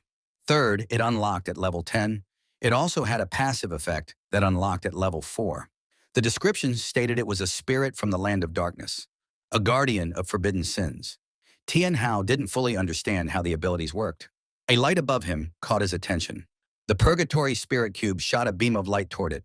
He saw that the cube now contained 1 soul, the Nightmare Rank Leader's soul. The soul of the Wandering Corpse Commander had been sealed inside. The cube automatically collected souls after battle. Suddenly, a white wolf leaped onto him. Tian Hao panicked. Then the wolf transformed back into Ching. She laughed, saying she just wanted to scare him. He thought it was another monster and asked how she turned into a wolf when she was supposed to be a spirit cat. Ching explained that she obtained special equipment. It was called Immortal Bird Feather, an epic druid exclusive item. It doubled attack and agility. Tian Hao checked its effects and thought it was better than his own equipment. The feather also had a passive effect that doubled the duration of all druid transformations. Its first active effect allowed her to transform into a deadly frost wolf, known for speed. The second allowed her to transform into a brown bear, known for strength. The final effect used the power of the immortal bird to transform into an immortal bird fighter, though it came with serious side effects. Tianho asked what an immortal bird fighter even was. Ching admitted she didn't know either. Because of the side effects, she planned to be cautious with it. Tianhao advised her not to use it for now, especially after such a hard battle. Shu'er suddenly called out to them. They turned and saw something small flying near her. Tianhao asked what it was.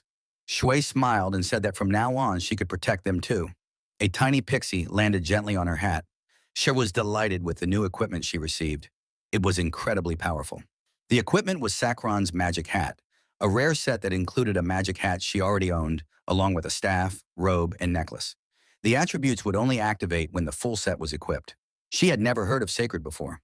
Ching hadn't either, so she suggested that once they finished the dungeon, they should return to school and ask their teacher. Tin Hao checked the hat's passive effects. It summoned a protective spirit, tripled all magic effects, and allowed Sakron to actively attack. Active effects 1 and 2 were still locked.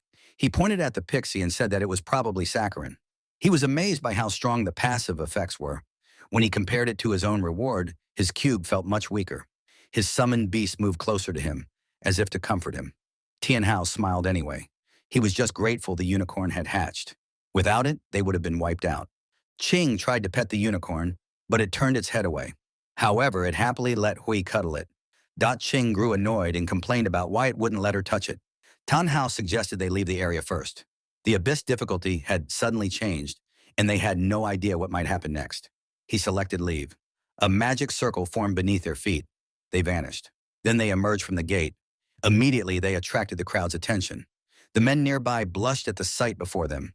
Some even got nosebleeds from how beautiful she was. Tiana was confused by their reactions. He turned to see what everyone was staring at. Standing there was a woman with blue hair dressed in skimpy, goddess-like clothing. Even Tian Hao got a nosebleed. The woman looked at him, called him master, and asked if he didn't recognize her. Only then did he realize she was the unicorn. Meanwhile, in a nearby area where medics were treating the injured, someone rushed to report to a teacher that something was wrong. The teacher asked what happened. The man told him that someone had exited the black abyss. The teacher immediately asked if anyone was injured. His expression turned serious as he ordered them to come with him at once. But the man quickly grabbed the teacher's arm.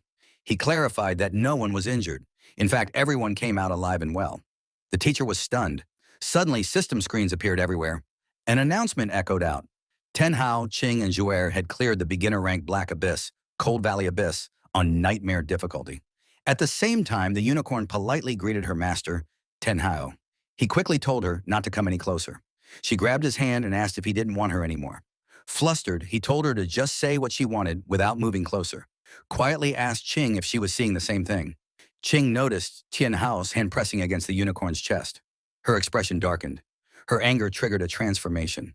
She lunged at him, slashing and calling him a pervert. Zhuer asked Tianhao if he needed healing magic. He shouted that Shui was the best, unlike that violent woman. Blushed and said it was normal for teammates to help each other. Qing scoffed and placed her jacket over the unicorn. The unicorn suddenly stiffened. Tianhao noticed and asked what was wrong. That was when they saw several men in formal suits approaching. It was the principal. The men all wore displeased expressions as they looked at Tianhao. Before he could say anything, Shu calmly informed him that they were there. The principal heard her. In an instant, someone grabbed them. The principal sensed something was off, but when he turned around, no one was there. Tianhao was shocked. The teacher earlier had hushed him, warning that the principal would discover them. But Qing suddenly yelled, demanding to know who they were. Tianhao quickly told her to calm down and explain that the man was his teacher. The teacher's eyes were fixed on the unicorn. Tianhao asked him what was happening. He briefly explained that the Black Abyss had rioted, causing countless deaths. Then, pointing forward, he said it looked like they had found the cause. Tianhao thought he meant him. He asked if Tianhao had made a contract with the unicorn inside the abyss. Tianhao asked how he knew. The teacher couldn't believe it. Making a contract with it and even hatching the egg would definitely bring trouble. The kid was finished. Tianhao asked what he should do. At that moment, they were discovered. Men in black suits suddenly surrounded them. The principal gave the order to capture them. The men in suits stepped forward. The principal noticed a man and was about to question who he was. But when the man turned around, the principal recognized him and demanded to know why he was there, ordering him to step aside. The teacher tried to explain to his senior brother that Tianhao was a student from their school. Hearing that, Tianhao realized his teacher and the principal were fellow disciples. The principal flatly refused and announced that Tianhao, Qing, and Shu were expelled. The news hit the three like a thunderbolt. He formally declared their expulsion. They asked on what grounds. He coldly replied that it was his authority as principal. Tianhao argued that it made no sense to expel them without any investigation. The teacher backed him up. He added that Tianhao possessed an S-class talent, a once-in-a-century genius, and asked if the principal truly wanted to expel such a student. But the principal ordered him to leave. He was determined to take them away. The principal was under immense pressure at that moment. Suddenly, even more people appeared surrounding them. Then a voice told everyone to wait. The sound alone startled the principal. He turned toward the source. Tianhao, Qing, and Shui followed his gaze. The speaker stepped forward. It was a girl in a black dress holding a black umbrella. A maid and a guard stood beside her. She already knew he was the one who cleared the Black Abyss on nightmare difficulty. Tanhao asked who the little girl was. Being called a little girl offended her. She introduced herself as Anjing Yao, princess of the DuPont royalty. Tianhao had no idea what the DuPont royalty even was. The principal treated her with utmost respect and said the suspect was already under control and would be taken away for interrogation. But she told him to release them. The maid stepped forward and revealed a teleportation scroll. They planned to take them back to the Black Abyss. The teacher was stunned. He had heard rumors that the century-hidden dungeon, Rift Valley Black Abyss, would appear in a few days, but he never expected the royal family to already possess a teleportation scroll. Jingao suddenly called Tianhao a peasant. She then ordered him to join the DuPont royal family's Rift Valley Black Abyss exploration team. Tianhao replied that he wasn't interested. That response angered her. The principal insisted that he had to take Tanho back since he was still their student. That only annoyed Jingyao even more. She hated being interrupted while speaking. The maid calmly reminded the principal that he had already expelled them. He argued back that the expulsion hadn't been processed yet, so they were still officially his students. The maid stepped forward and pressured him, asking if he was defying the royal family's orders. The principal fell silent. Jouer quietly asked Tianhao what they should do. Jingao reminded Tianhao that many eyes were now on him after he cleared the Black Abyss on nightmare difficulty. Tianhao glanced around. He saw guards surrounding them. Their presence also intimidated, and Qing suddenly said she would join. Tianhao was shocked. She explained that if they stayed, they would be captured anyway, so it was better to take the risk. Jinga asked Tianhao for his final decision. The teacher urgently told him not to go. Entering the Black Abyss now would be suicide. Tianhao thought it over. Then he decided to join. Seeing that, Shur was influenced and chose to go as well. Jing Yao was clearly pleased. The maid ordered Principal Fun to release them. He had no choice but to comply. The teacher told Fun to stop this. Fun replied that he had already tried earlier. Now the students were on their own. The teacher could only feel regret. One of the guards stepped forward and introduced himself as Zuo Shung, captain of the DuPont royal family's Royal Swordsman Guard. The chief butler was Lucy. She had a cold expression, but her strength was obvious. With the team formed, Jing Yao told them to follow her. A tornado suddenly formed in front of them. In the next moment, they were teleported into a long hallway where Jing Yao was immediately greeted by maids. A massive door slowly opened. They couldn't help but feel amazed by the extravagant room inside. Shu whispered to Qing that something felt off. Qing asked her what she meant. Before they could react, they froze. Swords and guns were suddenly aimed at them. Jing Yao laughed and said new students were incredibly easy to scam. She then ordered Lucy to act, but everyone was caught off guard when slime suddenly wrapped around them. Lucy panicked as she saw the slime's devilish grin. Tiano stared at Jing Yao and asked what she was planning to do. Jing Yao paused. She realized that he had already noticed. He snapped his fingers. The slime immediately released Lucy and Shen. Tianhao had already noticed something on the way here. Even though Shang looked relaxed, his thumb never left the sword hilt. Lucy, on the other hand, was always ready to draw her gun. As expected from a rookie team that cleared the Black Abyss on nightmare difficulty, his observation was sharp. Jinga asked why he released them when his summons clearly had the advantage. Tianhao replied that they were in her territory. If a fight broke out, both sides would suffer heavy injuries. At the same time, maids quietly entered the room, knives hidden in their hands. He added that even if her level was higher than all three of them, it didn't mean they wouldn't fight back. Lucy bowed slightly and explained that the princess only wanted to test his strength. She apologized on Jingya's behalf. Jing Yao then told them that lunch had already been prepared before their departure. They left the room together. Qing whispered that the royals didn't seem kind at all and suggested they could fight them together if needed. Tianhao replied that even if he acted first, he could guarantee that the women would be the first to die. He told them to stay calm and see what the royal family was planning. As they walked down the hallway, they noticed murals painted along the walls. Sheng explained that they depicted the history of the DuPont royalty. The DuPont royal family had existed for thousands of years, and their founding ancestor was a summoner. When abnormalities erupted in the dark abyss long ago, the DuPont royalty allowed 3 royal families to attempt sealing it. They failed in the final battle. During that battle, Jinga's great-grandfather had his soul shattered. From that moment on, summoners lost their connection to spirit stones. Because of that, future summoners were branded as useless. And now Tianhao was the only S-class summoner to appear in 1,000 years. They entered the dining hall. It became clear that Tianhao was the true target of all this. She quietly wondered if he was being offered as a sacrifice to the ancestors. Tian was stunned and told her she had been reading too many novels. When he saw the dining area, even he felt overwhelmed. Shu and Qing felt the same way. The place was far too luxurious. Once they were seated, Tianhao directly asked how he could help them. Jingao explained that the hidden dungeon contained clues about the final battle, and she believed Tianhao was the key to uncovering them. Lucy assured him that despite the dungeon's high level, they would protect him. Any rewards obtained would also be given to him. Sheng added that the three of them weren't weak. With crystal raid equipment, clearing the dungeon was possible. That made Tiano suspicious. He asked how they knew about their crystal raid gear. Jing Yao pointed at his hat and revealed that it was a relic of the Typhoon royalty sage and the strongest magic hat in Sakrine's Omen set. Immediately hugged the hat and asked if that was really true. Jinga replied that she would explain everything during the journey. Since everyone had finished eating, she suggested they leave. Everything moved incredibly fast. The dining table floated into the air. A magic circle was revealed beneath it. Jing Yao gave Lucy the order. Lucy stepped into the center of the magic circle. Shang warned them that it was starting. Lucy channeled her power, causing the magic circle to glow. Her muscles bulged as the energy surged. Then she unwrapped the scroll. A violent wind erupted. Light exploded outward. It swallowed the entire area. They entered the portal. Lucy informed the princess that they would be waiting on the other side. Jinga asked Tian Hao if he was ready. They stayed wary of her. She could tell they didn't trust the Dupont royals yet. Still, she knew Tian Hao understood how dangerous the situation was. She only hoped he could see the bigger picture. Then she stepped into the portal. Shui quietly asked Qing what they should do. Qing stayed silent. Tian Hao told them they were going in. That surprised both of them. He explained that those people were strong, so letting them do the heavy lifting was a smart move. Then he promised that as long as he was alive, neither of them would get hurt. The words made both women blush. After that, they entered the portal. At the same time, inside the Holy Golden Lion Union, Hang the Magician reported bad news to his superior. He had just received confirmation that not only had the hidden dungeon, Black Abyss, been cleared, but the level 80 Nightmare boss had also been killed. Meringue and the others couldn't believe it. Ye exploded in rage.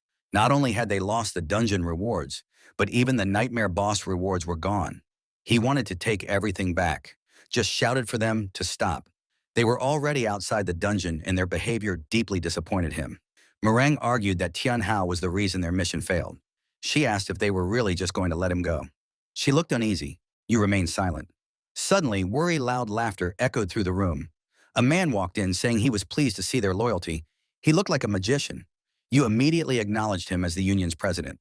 The president said he would give them a chance to redeem themselves. He handed over a teleportation scroll leading to the hidden dungeon, Rift Valley Black Abyss.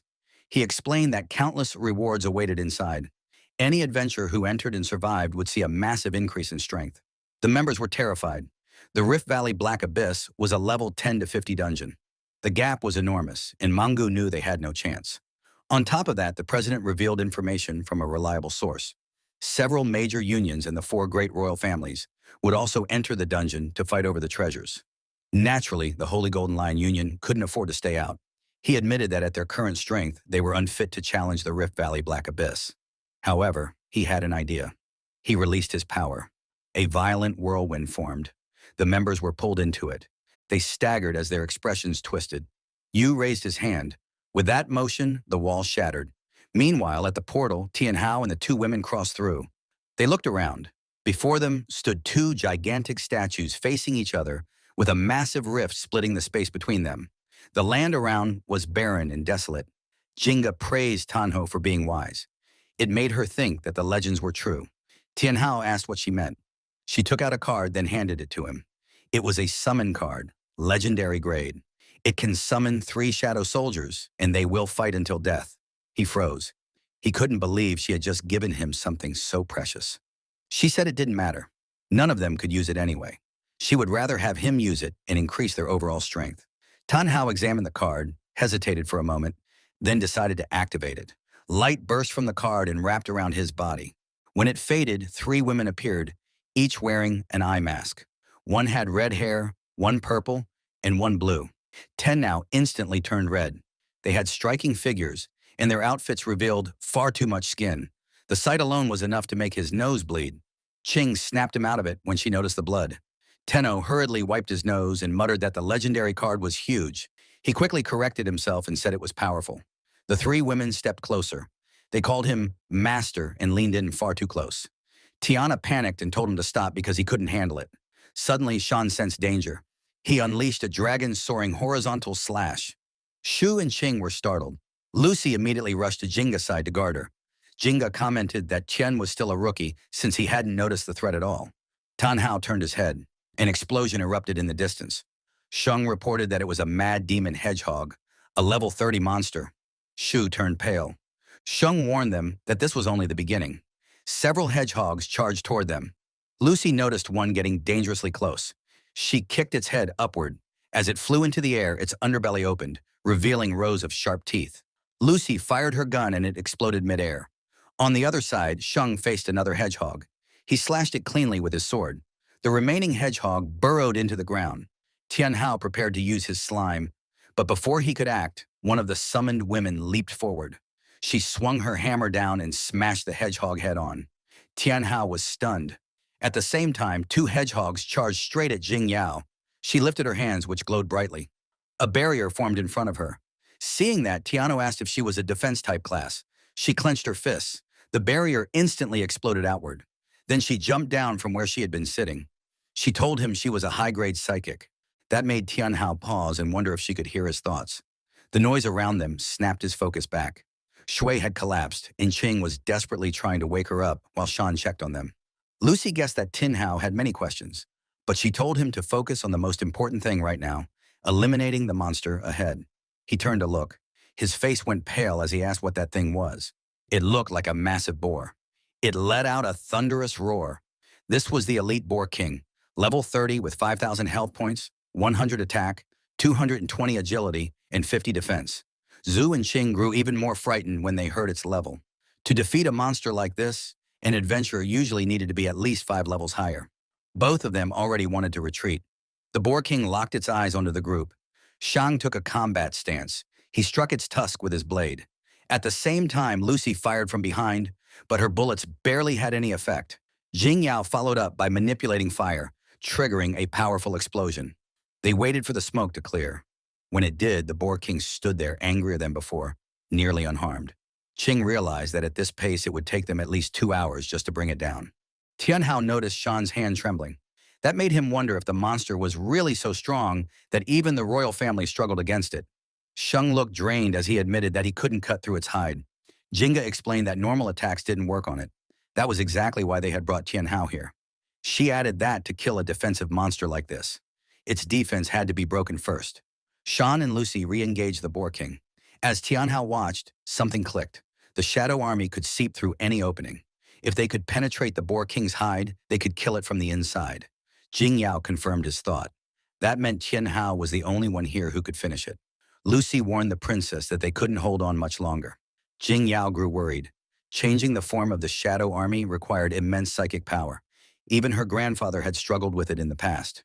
Tianhao understood. He told Qing and Wei to cover him. Qing partially transformed. She burst forward at incredible speed, drawing the Boar King's attention. Then one of the summoned women leapt into the air. She slammed her hammer down, smashing into the Boar King. Jingaso's eyes widened. Tianhao had already learned how to strengthen a shadow weapon on his own. The Boar King let out a furious roar. The blue-haired summoned woman landed directly on its tongue. The Boar King clenched its teeth in rage as its fury exploded. The Boar King's body was pierced from the inside. Everyone froze as it collapsed on the spot. Tianhao admitted he hadn't expected the Shadow Army to be this effective. Sheng stood there completely stunned. Lucy was just as shaken. She knew that without bonding for hundreds of years, it was impossible to control a Shadow Army with this level of precision. Jing Yao cleared her throat and suggested it was probably just a coincidence. She didn't tell them that the Shadow Army also possessed scouting abilities. Shadowing could move freely through any terrain. It was the most effective scouting skill in existence, and no one had ever fully mastered it. Tang Hao asked what she had just said. To her surprise, he had already drawn a map. However, he noticed it was incomplete and began searching for the missing sections. Jing Yao explained that the Rift Valley Black Abyss only opened once every 500 years. The difficulty was so extreme that no one had ever completed a full map. On top of that, Tan Hao's Shadow Army level was still too low. It could only scout within a 3,000 M range. Even so, it was already the largest map recorded in hundreds of years. They wondered out loud if the prophecy had finally been fulfilled. Jing Yao nodded toward Tianhao. Then she asked him what level his summoning book was. He asked what she meant. Lucy explained that it was the entry-level summoning book given during registration at the Summoner Association. She asked if he had one. Tian looked confused. He said he did have a book, but it wasn't from the association. It was given to him by his teacher. Shang suddenly realized something. Tian had used that broken book to clear nightmare difficulty in the cold abyss. That alone confirmed he was the genius everyone talked about. Then Jinga handed him a book. He thanked her and asked how to use it. She told him to inject mana into it. He did. The jewel on the book began to glow, making him ask what it was. The power it released shocked Jing Yao. Suddenly, Jingyi Yao, Lucy, and Shang all dropped to one knee and pledged their undying loyalty. Tianhao was completely caught off guard. The book glowed even brighter, and Qing watched closely as the book opened and its pages flipped on their own. Tianhao didn't try to stop it. The light intensified and images of monsters appeared. He realized the book was recording information on all summons. Another page flipped. It displayed detailed data about the slime. Then it flipped again and revealed information on the ice unicorn. Only then did he understand. It could record every detail of his summoned beasts. Qing became wary. Tianhao realized it was like carrying a living encyclopedia. Jing Yao asked if something was wrong. He replied that he was fine. He told them to stand up and asked them to explain more about the book. Jing Yao said they didn't fully understand it either. They only knew it had been left behind by an ancient sage. After the final battle, all knowledge related to summoners was lost. Over time, summoners gradually disappeared. The book circulated for 500 years before being discovered by her grandfather, who treated it as a priceless treasure his entire life. Her grandfather devoted his life to researching it. In the end, he only managed to make the jewel glow faintly. Lucy shared that the former king had only understood a small portion of the book, yet he still became one of the strongest masters on the mainland. Jing Yao believed this was the chance for summoners to rise again after the catastrophe. Because of the former king's efforts, the DuPont royal family earned the respect of all nations. Before the former king passed away, he searched desperately for a summoner worthy of inheriting his legacy, but never succeeded. After his death, the surrounding nations grew bolder. That was why they found Tiano and hoped he would help them as long as he, the Lord Summoner, agreed to support them. And Jing Yao, as the princess of the DuPont royal family, would dedicate the entire royal family to serving him. Tianhao was displeased. They had been testing him all this time, and only now, when they needed help, did they bow their heads. She admitted it and asked him to punish her for her actions. Lucy hurriedly begged for forgiveness. She explained that they had searched for a successor for years, but everyone they found was either untalented or a fraud. She added that the royal family poured endless resources into those candidates, but it was all wasted. They could no longer afford to gamble. Jing Gao sharply told her to shut up. Tianhao asked if they weren't afraid that he might be a fake as well. Jing Yao confidently replied, "No, he was the only person in 100 years who made the jewels shine that brightly." Her grandfather once said that anyone recognized by the book would become the king of the DuPont family. Qing asked if no one else had tried using the book. Shan explained that many had tried, but those people were already bound to low-tier treasure books. Once a treasure book is bound, unless the summoner advances to the next stage, they cannot bind another treasure book. They had also tried forcing a bind, but it always ended in disaster. Tianhao hadn't registered at the Summoner Association, which was why he could bind to it directly. He corrected her and said he had earned it. Jingao explained that if a summoner was not recognized by the treasure book, they would die. Tianhao was startled. He realized that failure would have meant death. They could only beg for forgiveness again. He told them to stop kneeling for no reason and ordered them to stand. He said he had no intention of punishing them. They obeyed. Jingya then asked what was written inside the treasure book. Tiano remembered that he now had a very thoughtful subordinate. He glared at her, releasing pressure. He told her to read his mind since she claimed to have that ability. It was a test to see how far she would dare to go. Jinga was terrified. She said that even if she had the courage, she would never do such a thing. He challenged her again, saying that loyal subjects obey their king. In the end, she forced herself to comply. She was instantly horrified. Her legs gave out and she wet herself. Her entire body trembled as Lucy rushed to support her. What she saw was Tianhao standing at the center of a terrifying aura, with several red demonic figures clinging to his arms, legs, and back. The scene was horrifying. Lucy helped her up and asked what she had seen. She stared at Tianhao. He calmly asked her to explain. She said she saw a red devil descending upon the mortal realm, one that would ignite a massive revolution. Tianhao reminded her to read his mind, not exaggerate. She bowed deeply and said she had seen a red demon standing behind him. He pointed at his shoulder and asked if she was calling it a demon when it only knew how to act cute. She said her grandfather once warned that if the red devil appeared, the world would drown in blood and carnage. She began to believe the DuPont royal family existed solely to serve him. Tianhao started to think she was insane. None of it made any sense. He remembered to collect the monster's soul. Taking out his cube, he separated the soul from the corpse. Jing Yao turned pale. Tianhao now possessed two elite monster souls. He wondered what would happen if he implanted a soul into one of his summons. Tianhao noticed that she suddenly fell silent. He was caught off guard when she stepped forward and hugged him. Her chest brushed against him. He blushed instantly, his nose bleeding as she promised that from this moment on she would face any danger for his sake. Qing snapped in anger and yelled at her to let go of him, shouting that he wasn't someone she had the right to hug. Jing Yao fired back, calling her a commoner and telling her to shut up. She boldly claimed that Tianhao belonged to her. That only made Qing even angrier. Tiano shoved Jing Yao away and yelled for them to stop arguing. He reminded them that they were still inside the rift. Jing Yao happily replied that she understood. He wiped away the nose bleed and asked Jing Yao why she had brought him into the rift dungeon in the first place. She was about to answer. Suddenly, Shan and Lucy sensed danger. They shouted a warning as an arrow flew toward them. A purple beam shot out from Tianha's Purgatory Spirit Cube. It exploded on impact. The Purgatory Spirit Cube continued to release eerie mist. Tianhao demanded to know who was there. A voice replied, sounding pleased that it had finally found him. Everyone was shocked when Xiaolan from the Golden Saint Lion Guild stepped forward. They asked how she managed to get here. She smiled and said he had made it difficult for them to track him down. But word spread quickly after he defeated the hidden boss of the Cold Valley Abyss. She loosed another arrow and mocked him, saying he wouldn't be lucky this time. The arrow shot into the sky. Above them, it exploded into a skull-shaped firework. She declared that the Rift Gem now belonged to them. Tanhao asked Jing Yao what a Rift Gem was. Jing Yao glared at Xiaolan with hostility. She told Tiana how she would explain later and warned him that Xiaolan was extremely strong. Lucy pulled out her machine guns. She intended to end the fight immediately. She opened fire, unleashing a storm of bullets from both hands. Tanhao was shocked by her firepower. Xiaolan simply smiled. She stood still as every bullet bounced harmlessly off her body. Tanha's face went pale. He hadn't expected the guns to be completely useless. An electric shield formed around Xiaolan. Lucy froze in disbelief. Xiaolan laughed at their expressions. She revealed that she wore a platinum-grade obsidian bracelet, immune to all physical attacks below level 50. No matter how strong the weapon, it was worthless against it.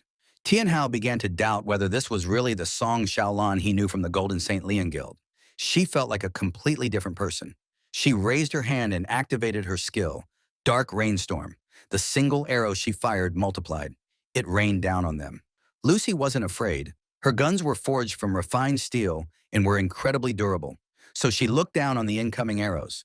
But to her shock, the arrows pierced straight through her barrier. Several of them struck her body. Sheng rushed to her side and slashed away the remaining arrows. Jing Yao grew anxious. Zhu hurried over to heal her. Lucy told them something was wrong with the arrows. Fortunately, she was a cleric with a strong constitution. Otherwise, she would have died on the spot. Tianhao couldn't understand how Xiaolan's strength had increased so drastically. She was now overpowering Lucy, who was already level 30. Xiaolan sneered and told them to stop struggling. She demanded that Tiano hand it over. If he complied, she might consider sparing their lives.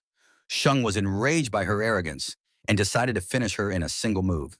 He activated the skill break, Cross Slash. Shaolin responded instantly with her own skill, Void Piercing Arrow. She released her bow. The arrows collided head-on with Sheng's slashes. The aura surrounding the arrows shattered his attack. Another arrow followed, flying straight toward him. He blocked it with his sword. The impact was overwhelming. His hands trembled violently, and his body sagged from the strain. Xiaolan scoffed and said that level 30 was nothing special. Tang Hao noticed that her profession was completely different from before. He asked Jing Yao under what circumstances someone could change professions a second time. She answered that a second job was impossible. Then she froze. She realized Xiaolan must have made a deal with the Lord of the Abyss. Qing had heard of such a method. By forming a contract with the Lord of the Abyss, one could change professions again. But the price was their soul. Xiaolan laughed and said there was no point in knowing any of that. She would send them all to their deaths anyway. She activated Void Piercing Arrow once more. She charged forward, unleashing a wave of arrows.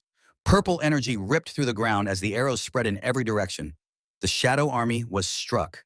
Jing Yao was furious. Xiaolan sensed that Jing Yao was someone she couldn't ignore. That realization forced her to use a certain move. It was a technique that placed an extreme burden on the body. It could only be used 3 times, but she was confident that once was enough to kill them all. It was a frenzied bow strike.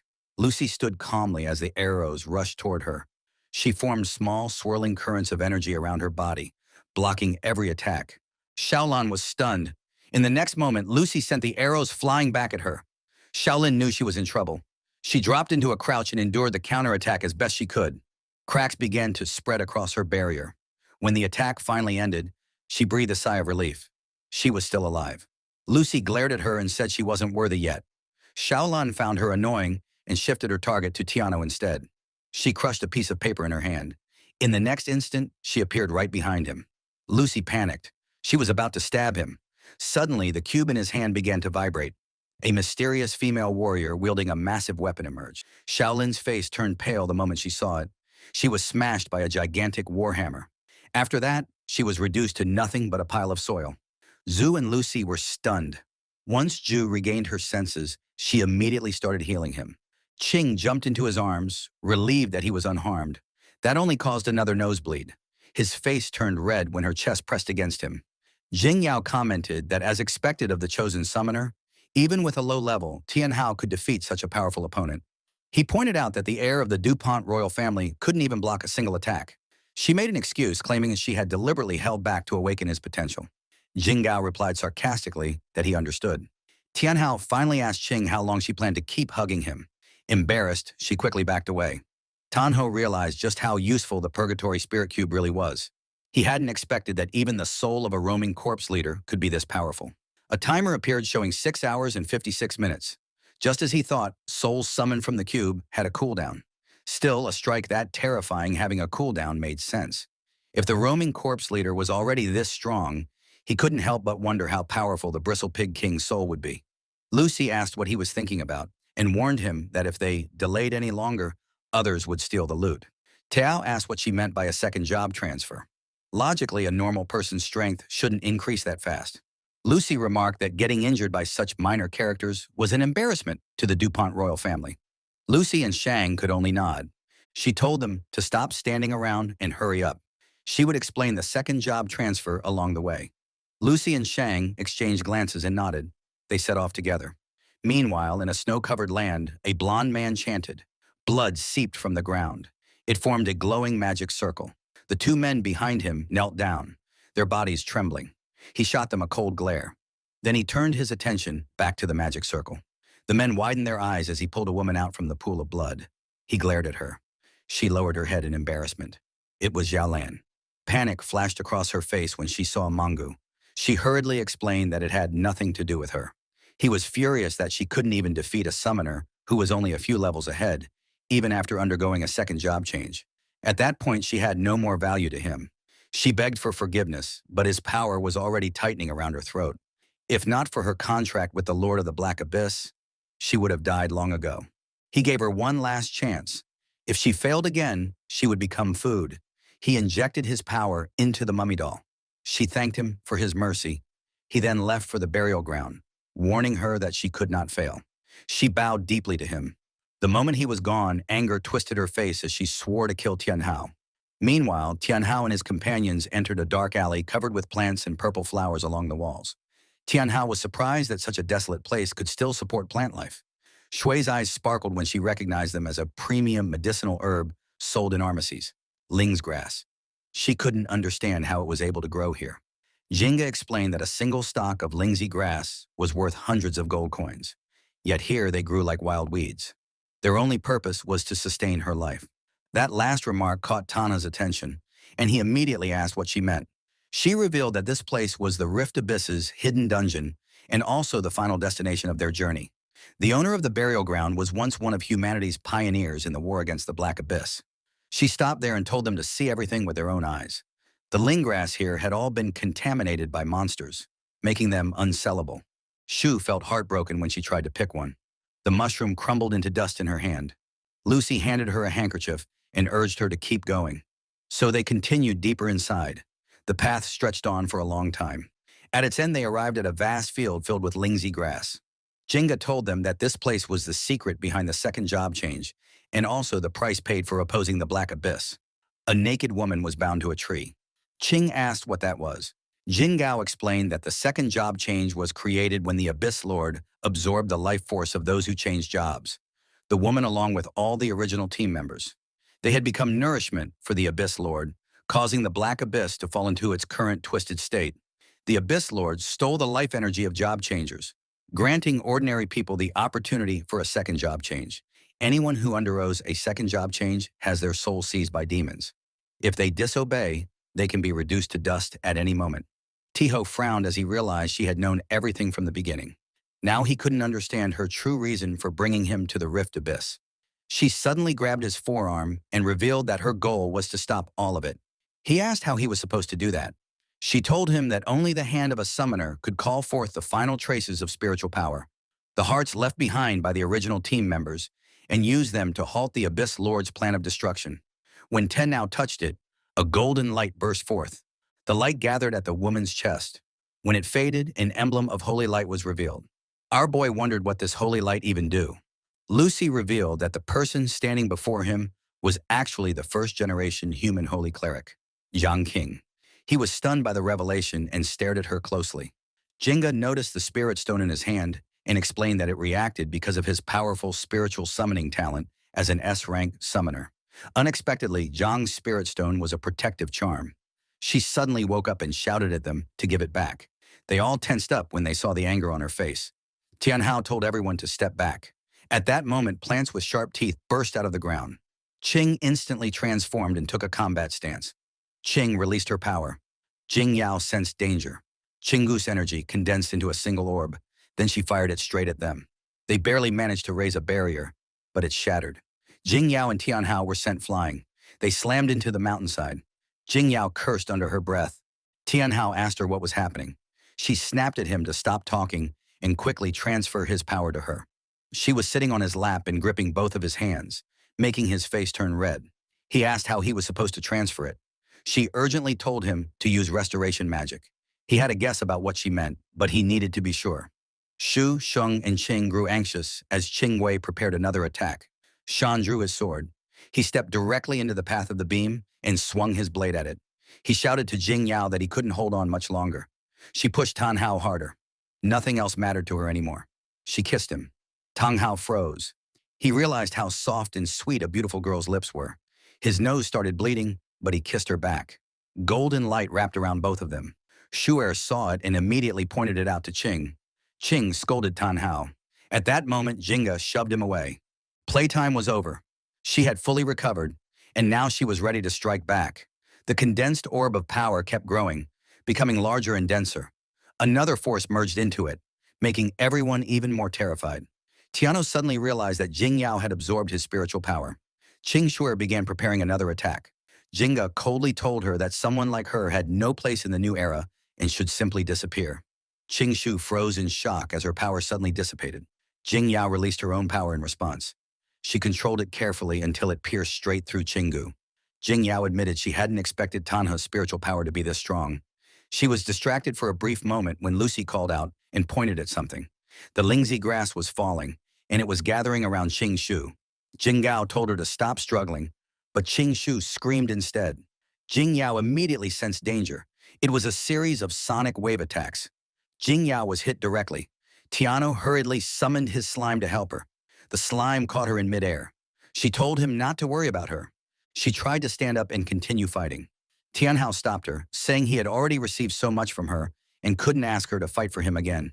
He looked at Qing and declared that something born from the old era should be ended by the people of the new era. He stepped forward, ready to fight alongside his slime and unicorn. Qing was horrified when she saw him, which only drove her into a frenzy. She gathered her power once more. Tianhao called for Qing's support. A powerful beam of energy shot straight toward Tanhao. He didn't move. To his surprise, a massive polar bear appeared in front of him. It blocked the attack. Tianhao stared in shock. Shu'er immediately recognized it. It was a cyclone's protective spirit. Jinga commented that Tianha's companion was incredibly strong. The bear gathered its remaining strength and shoved the powerful beam away. The force burned its paws and the transformation faded, revealing Qing. She urgently told Tianhao to hurry. There was a gap in the light sphere he could exploit. Tianhao used slime spit to summon more slime. Thick red goo splashed over Qinggu. He mounted his unicorn and released the Boar King spirit to attack next. The massive tusk lunged forward, aiming straight for Qinggu, but she blocked it with her bare hands. Her chest was exposed. revealing a glowing star-shaped mark. Jing Yao saw it and immediately shouted for Tiano to destroy the demon core. Qing Shuer twisted the tree branches around her, blocking Tianha's path. Lucy and Shang grew anxious. The situation was turning bad. Qing Shuer no longer looked like herself. She claimed they couldn't stop the demon's advance. She fired multiple beams of power at Tianhao while he was airborne. He couldn't dodge and could only brace himself, but nothing hit him. When he opened his eyes, Qing was standing in front of him. Her transformation made her look like an ice fairy. She blocked the attack with her own body. Luckily, she had a skill that could regenerate her wings. She urged him to move now. It hurt Tan Hao to leave her behind, but he had no choice. He commanded the unicorn to use Rainbow Horn. The unicorn reverted to her demi-human form. Qing Sui froze in horror when she saw it. The unicorn charged forward and drove her horns straight into Qing Shu. Then she pulled back. Qing Shui screamed in pain. The demon core shattered. Tianhao felt a wave of relief as it finally worked. The dark spirit was forced out of her body. They all watched as it fled into the distance.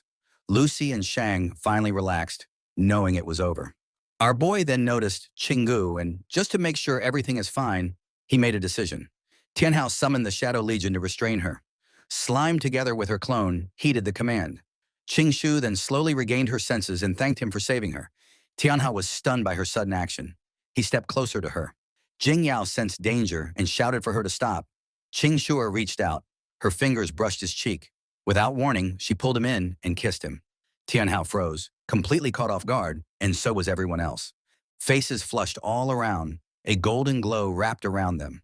After the kiss, she told him that the world still needed him. That was why she gave him the last of her energy. He didn't understand. She told him to go to the Black Abyss forest where he would find the answers he was looking for. Then her body shattered into light.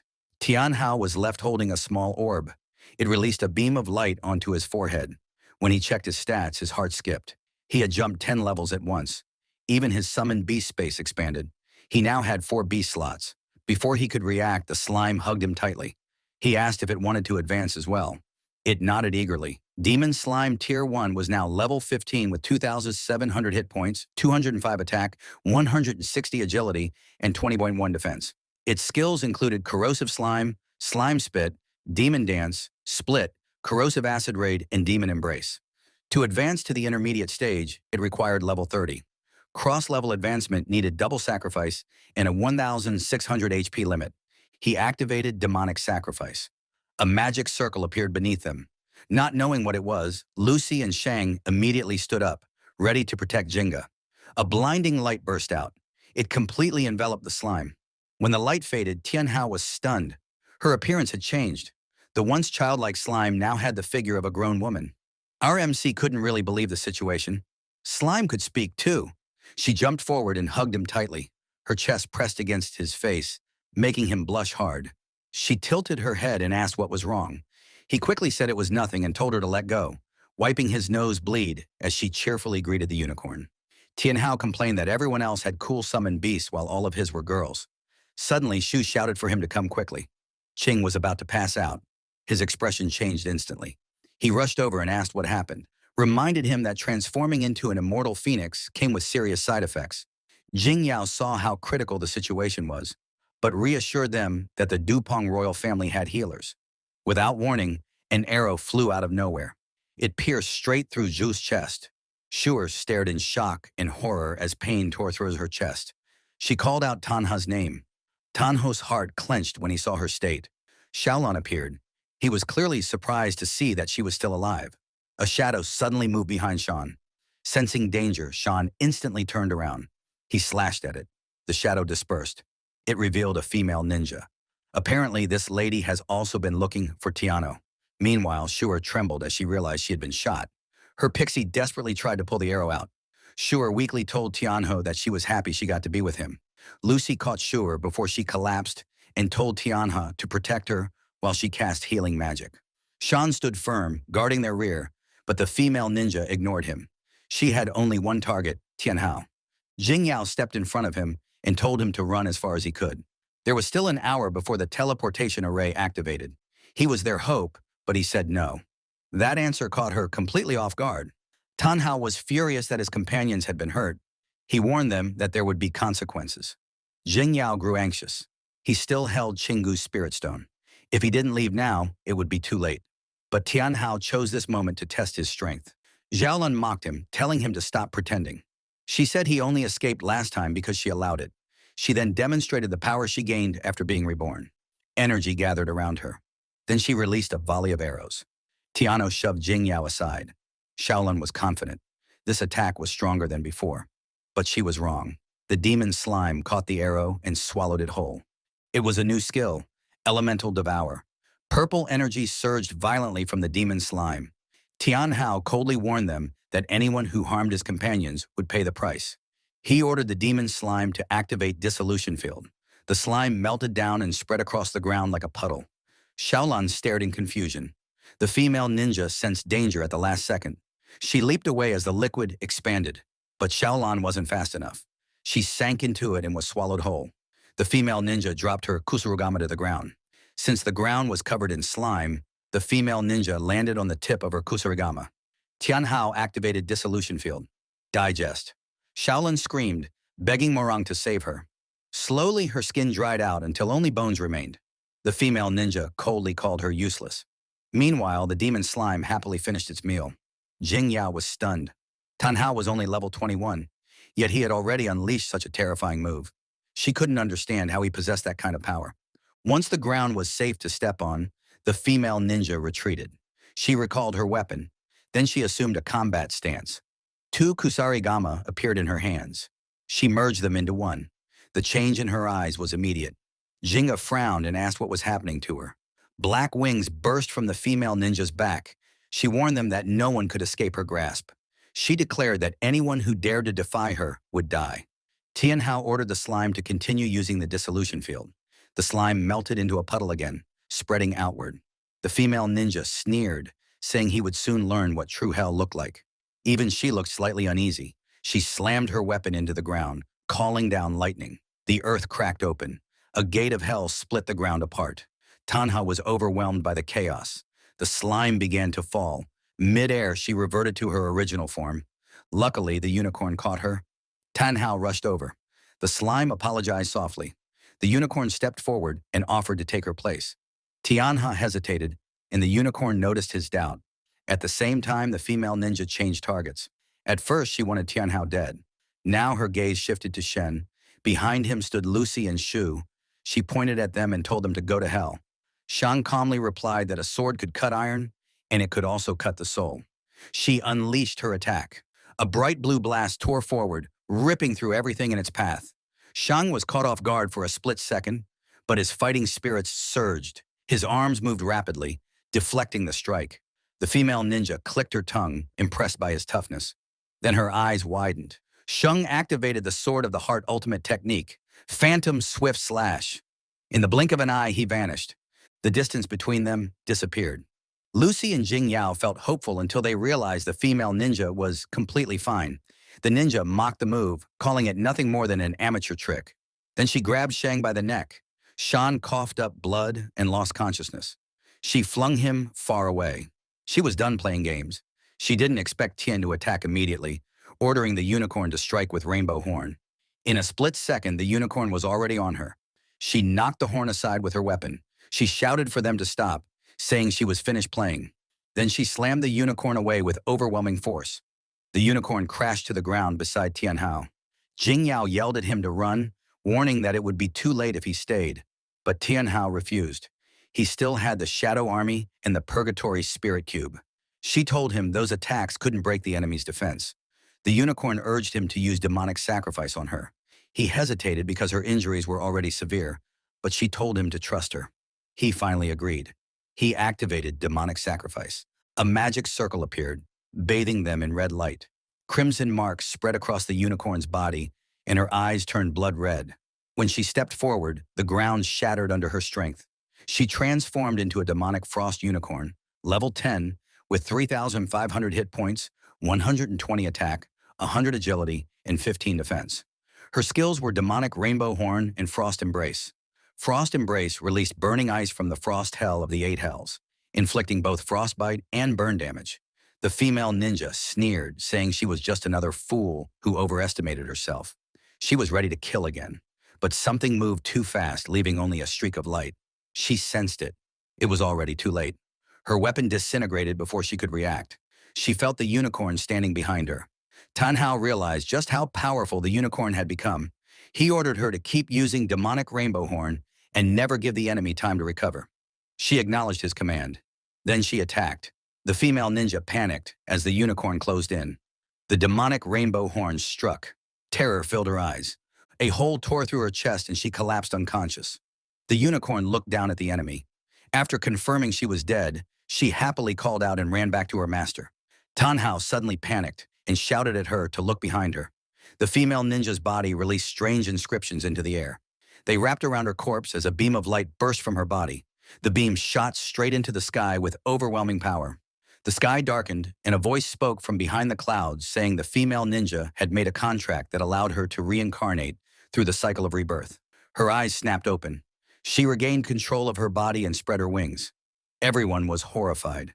She looked down at them and declared that it was impossible to kill her. Tian Hao knew that if he didn't act fast, Qing and Shu would be in grave danger.